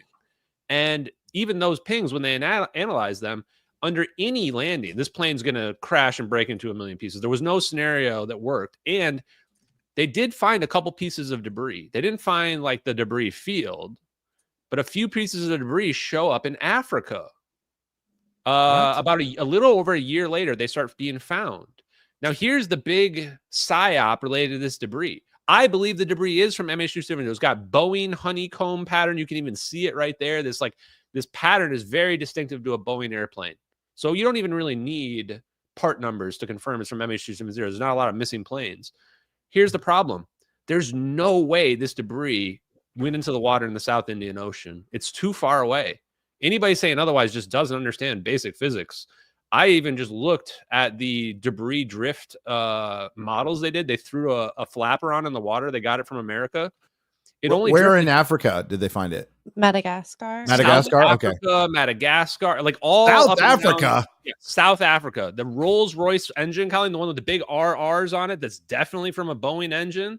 That was found in South Africa, 3,000 miles away. 3,000 miles away from the South Indian Ocean. You can literally just do the math. It would require like 7 kilometers per day if it was floating in a straight direction from the seventh arc where they claim the plane went down to South Africa. By the way, it's against the currents too. The wrong direction. That's my next question. And so, okay, well, when they threw the flapper on in the water, how far did it drift? If you extrapolate out, they did like these 4 and 6 hour tests. Extrapolated out, no test was over more than 2 kilometers. 2. Well, we need it to be 7. You're not going to gaslight me into saying that, oh, well, the wind is going to blow on it and it's going to go in the straight direction for 700 straight days. It's 3.5 times faster than what the tests show. And if you rationalize this, they say, oh, well, the models, they just incorporated some made up numbers to make it make sense. The real kicker is this. If you look at where the plane was supposed to go down, it was the South Indian Ocean off the coast of Australia. All the debris was found in Africa. And even if we say all of it's from MH370, there was like maybe 20 tiny pieces, except for the one flap that's pretty long. And so why did they not find any in Australia? Like, if you look at the ocean currents, it should have just flown and been all found on the western coast of Australia. So I argue my story is the only story that makes sense for that finding that debris. Not a story of a rogue pilot or anything. The plane had to be teleported somewhere from where the flight path was much further to the west, closer to Africa. I think that they flew the plane, they teleported and flew into Diego Garcia, which is this secret military base there. And either some pieces fell off of it because it was like on fire and underwent a teleportation event, or maybe they ripped it to pieces and threw some in the water, or another scenario too, where the plane gets teleported and then crashes somewhere else or gets teleported underwater somewhere. Yeah. I don't know. There's a lot of options. Go ahead.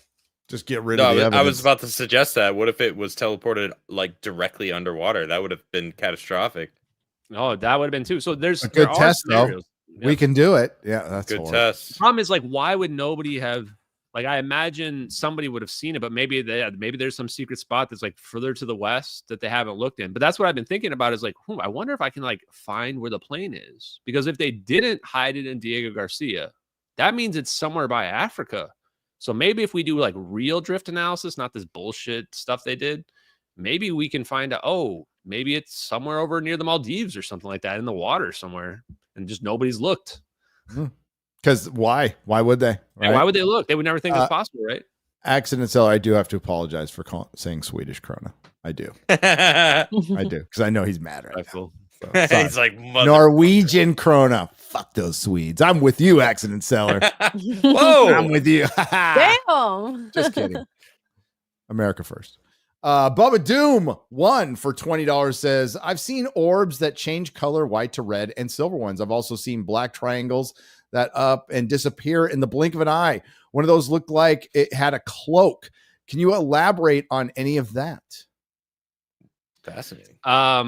So for me, the black triangle thing, this is just my opinion, is that I've been under the assumption that maybe the black triangle thing is not a solid, massive structure. Like a lot of times people are seeing that at night, and sometimes the mind just puts things together. So like we see in the videos, one of the first things I notice is they're in this perfect triangle formation. And I'm going, wait, that's kind of like the black triangle. So what if it's just that we're seeing these orbs and they get locked in this magnetic inversion where they're just in this equilibrium where they don't attract or repel, and it just looks like a triangle craft flying around. Now, they could also have ones, but no, I think there's both. Like because the TR3B, and I think that's the one that's most likely ours. I'm going to say that the triangle that you see flying around that gets reported, it was reported a lot back in the 80s. I think that might be ours, but you're right, Ashton. A lot of these are misinterpreted because you see the lights just randomly just make this solid triangle formation there's a bunch of old video out there that has the orbs making the solid triangle formation. And I think it's just 3 orbs. So I think a lot of people will just think that's the black triangle. Yeah, and check out magnet inversion when you guys have a chance. It's really cool. It's like as long as you have 2 magnets that are opposite wrapped around one another, they just like lock in and then stay stuck like that. Where was I? Accident Sellers got. We answered this one, but thank you for the Norwegian krona. Where did the plane teleport to? And Ashton talked about that. Under the water near South Africa to a base. Freaking nowhere. Again, I'll bring up Stephen King's The Langoliers. They did a TV movie on it. Anybody read it? Anybody know the story? So a plane disappears and it basically gets taken out of the timeline, and these little black beasties come and eat reality, right? And they're coming after the plane. So they have to get the hell out. That's The Langoliers, basically. Stephen King, when he was good, when he was on a bunch of cocaine and wasn't complaining about Trump all the time, you know. I miss coke. No, it's terrible. He should be sober. But just I'll be like Matthew Marsden. Not all sober people are like Stephen King. Okay, they're not. So what's everyone's best guess as to where the plane and passengers are now? Asked John Kennedy for $5. Dead? I think they're dead. Yeah, I agree. Probably dead. I think the smoke is probably what took them out, but even the teleportation event, I'm starting to get questioned. I mean, we just listened to a guy explain that they're like taking matter and putting it down to a single point. I don't want that to happen to me, whatever that is. Yeah. No, you can put it down to a single point. Can you bring it back? Yeah. That's remember That's the question. Opening of Star Trek, the motion picture. This like truly traumatized me for a long time was the transporter accident that they had in the beginning of that. Yes. And you heard the people screaming, and I'm like, I'm like 8 years old watching that going, what the fuck? Can you explain Sydney Sweeney's orbs? They are huge. Accidental seller, God's perfect creations. There you go. Hey, you for $2. Event Horizon predictive programming, maybe great movie, underrated movie. Drinker's got a great video on it. Drinker loves it as much as I do. It's a fantastic movie. Good alien Stephen King one. Check out Dreamcatcher. That one still creeps me out. When Dreamcatcher's good. In their minds, help me. Yep. If anybody hasn't seen Event Horizon, it is Lovecraftian kind of sci-fi. It's very good. It's very good. The fourth orb is in the cornfield. Channel surf, maybe. You never know. Logan Miller is gifted 5 Nerdrotic Live memberships. Thank you, Logan. Good man. Good first name there. Good first name there. Gary, a good future would-be guest for the show that deals with all sorts of unusual stuff in Peru is Timothy Alberino. Yeah, of course. Let's get him on. Get him on. I chatted with him, and I'm going to probably do a follow-up too. He's the reason why I love Timothy Alberino is like he actually goes and investigates the things like in person. So he's kind of known for the Peru face peeler incident where these people were being terrorized, potentially by people that had advanced technology. So I don't know. He's got really good stories. Yeah, he does. And that was a crazy story. We should do an episode on that. Get in the mech, Gary. You need to stop the riots, says Accident. LA's gonna LA. Sure. Brother. LA's gonna LA. It's a perfect place to start riots. They love to riot in LA, and they do it every few years. It's not anything unusual. And the government in California could stop it whenever they wanted to. Doghouse Video for $4.99. Ashton had his video footage debunked by Corridor Crew at least a year ago. The plane footage contains stock assets. This guy's a clown, he says, but we've talked about that. I guess we'll see who gets the last laugh on that one. We'll find out. Right. And Lore Lodge too. Yeah, I remember them. Yeah. We'll see.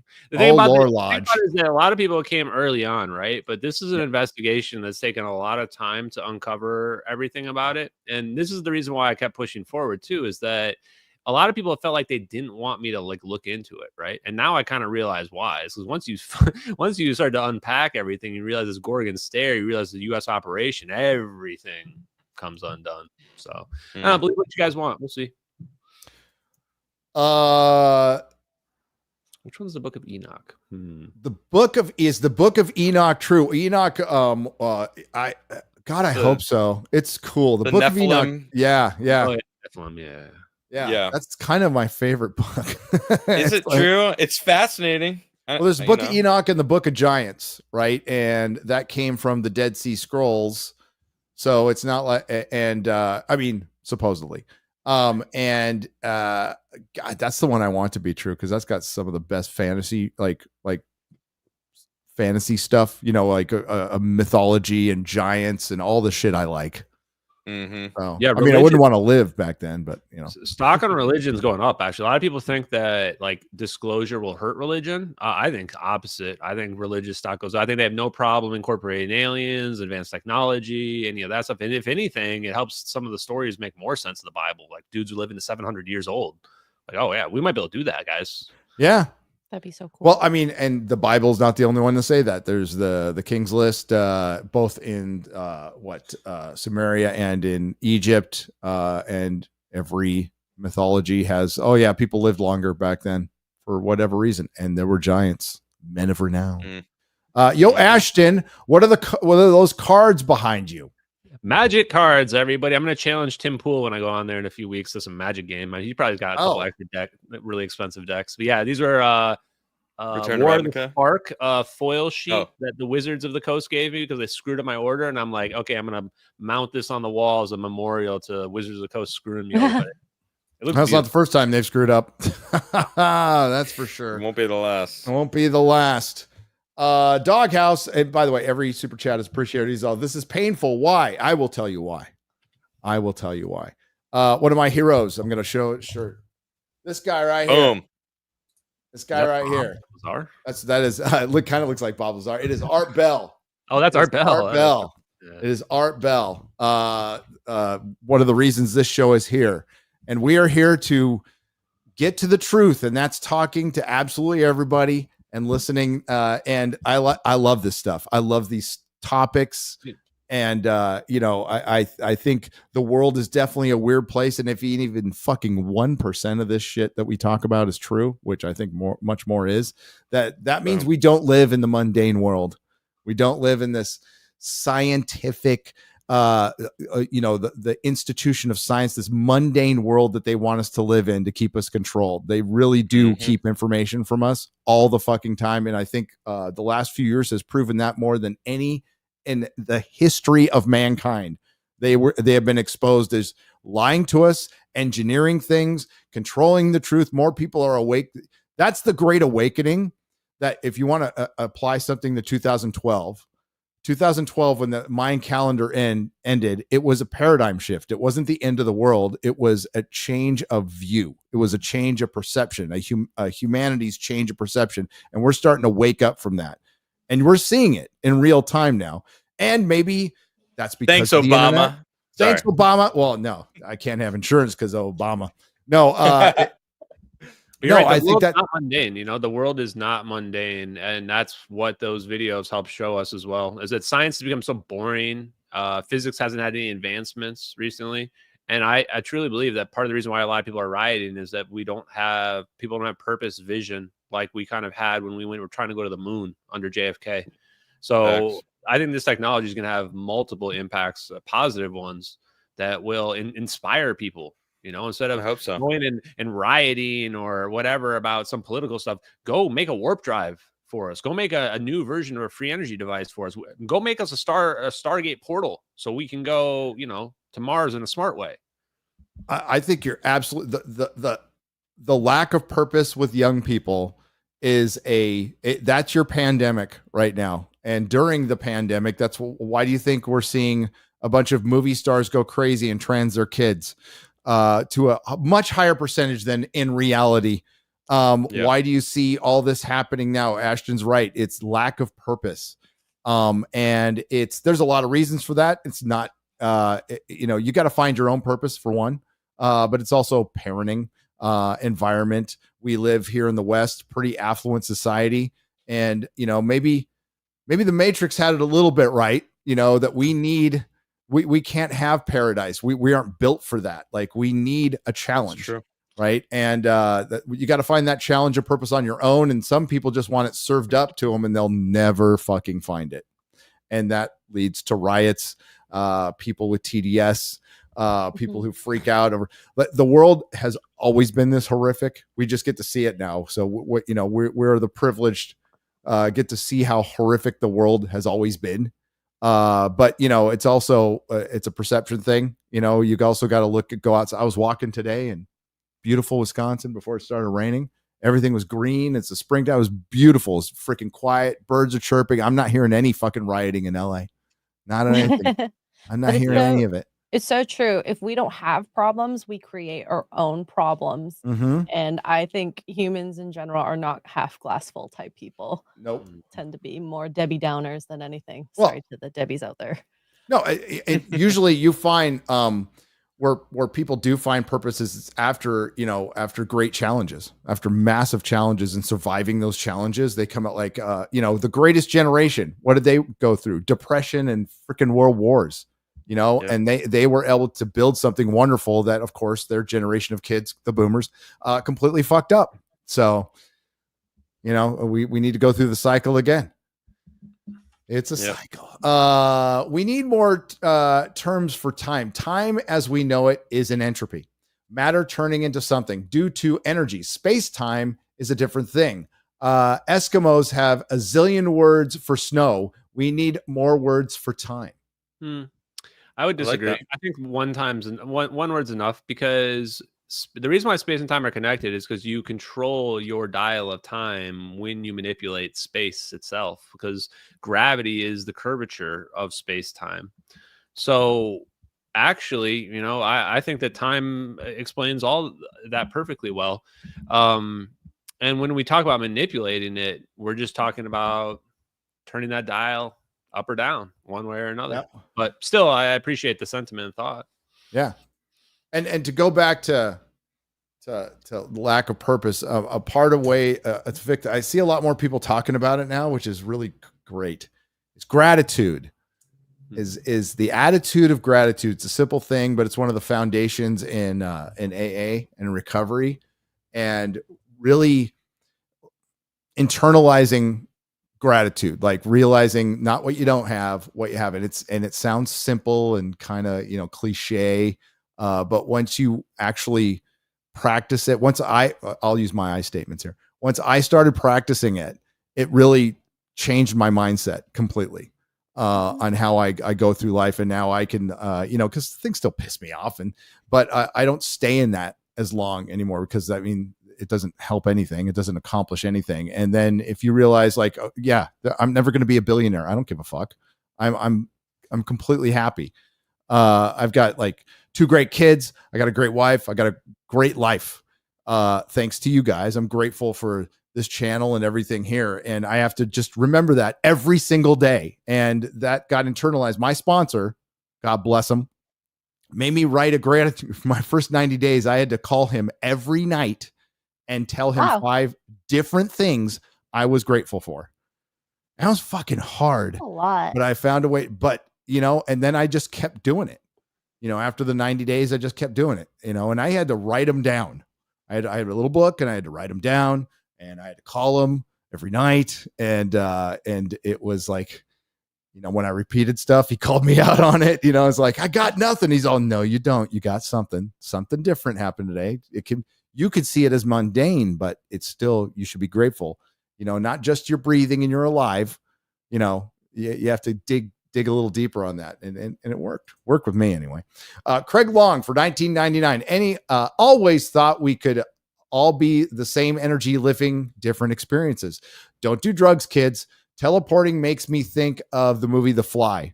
Well, I mean, maybe that's where we're at. I mean, maybe we're at early stages of teleportation. The Fly is great, though. It's maybe great. That's what happened to the Malaysian flight. What happened to them? They're just puddles of, maybe they, maybe they turned into flies. I mean, if you look at the Philadelphia experiment, things did not go well for those people, and that might have been the time when they first figured it out. So. Thank you, Craig, by the way. Ivy 1011 for $1.99. Thank you. Mayan calendar was the end of time, not the world. Yes, it was just the end of that calendar, but a lot of the great year, the 26,000 it was end of the cycle. great year. And then once we go into this new age of Aquarius or whatever it is, like after these cycles, like I don't want to use the word evolve, but our perception as like if we're the same thing, perceiving life as individuals, if we're just energy, maybe there's fucking an update. I don't know like how else to put it. I'm a dummy, but listen to Graham talk about it. Graham Hancock talks about it. Like I think it's he talked about it the last conference we went to. This poor guy was a Mayan calendar guy. He's dead now. And that's all he was talking about. And they tried to debunk him by saying he was saying the world was going to end. And he never said that. He just said what Adam said. It's the end of a cycle, and this cycle, we're going to act differently. And, we do act differently. We've talked about it before. Full moon, people act differently during a full moon. And that's something X-ray girls seen in the hospital. I've seen in institutions, we'll say. Cops will talk about it. If you're in a big city, you notice it. I'm sure New Yorkers notice it. It's real. Oh yeah. Some Forbidden Frontier night. You all should do a deep dive into the Nephilim. Insane, crazy stuff there. It's one of my favorite subjects. Whether I don't know if it's real or not, but I love it. I love giants. About it. I love Nephilim. It's some of the best lore out there. Yeah, it's cool. We'll do another Giants episode, but that's it. I got some on this side as well. You get them. Okay, Pilgrim Media for $2. Is there vapor cavitation involved? I don't know. Oh, vapor cavitation. Cavitation is speaks to like sonoluminescence. So they take water and they shoot sound waves in it, and then all of a sudden light forms. Then you see this light, and the question is why?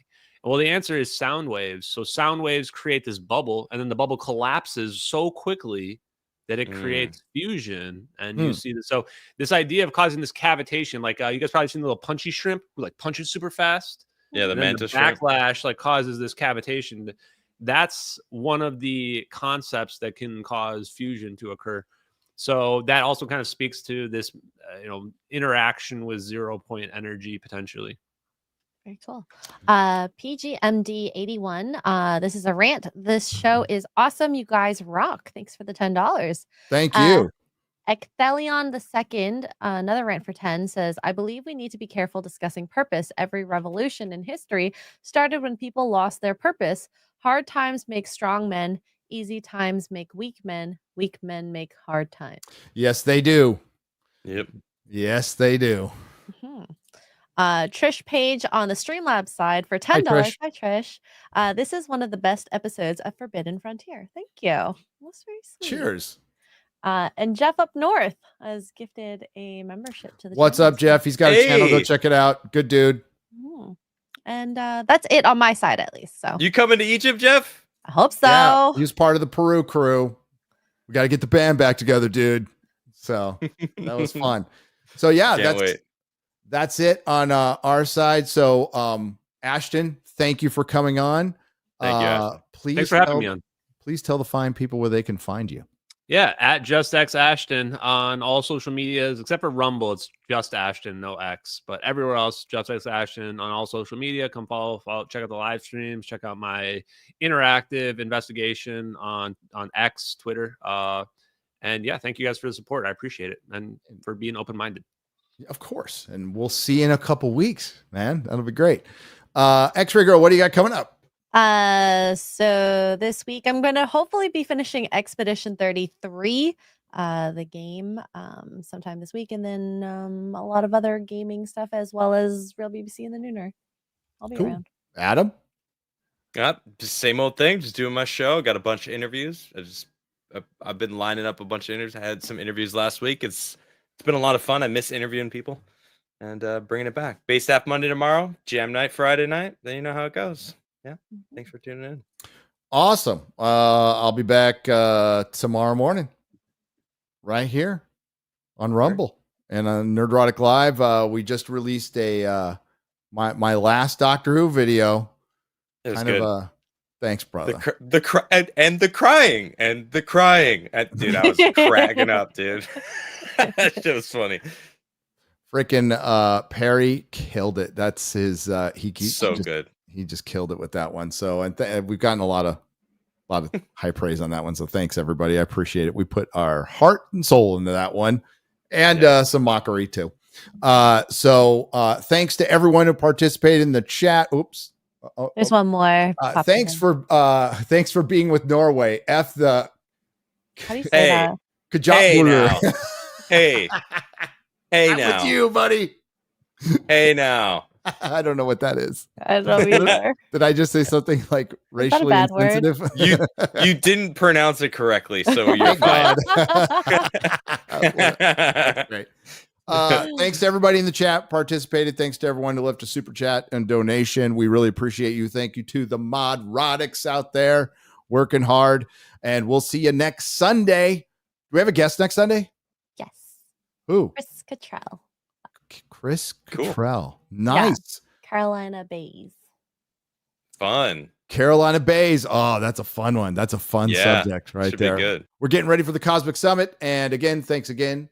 Thanks again. Whew, man. Coffee and again really and again and again. Thank you to Ashton Forbes for coming on. We appreciate you, man. Everybody have a good night.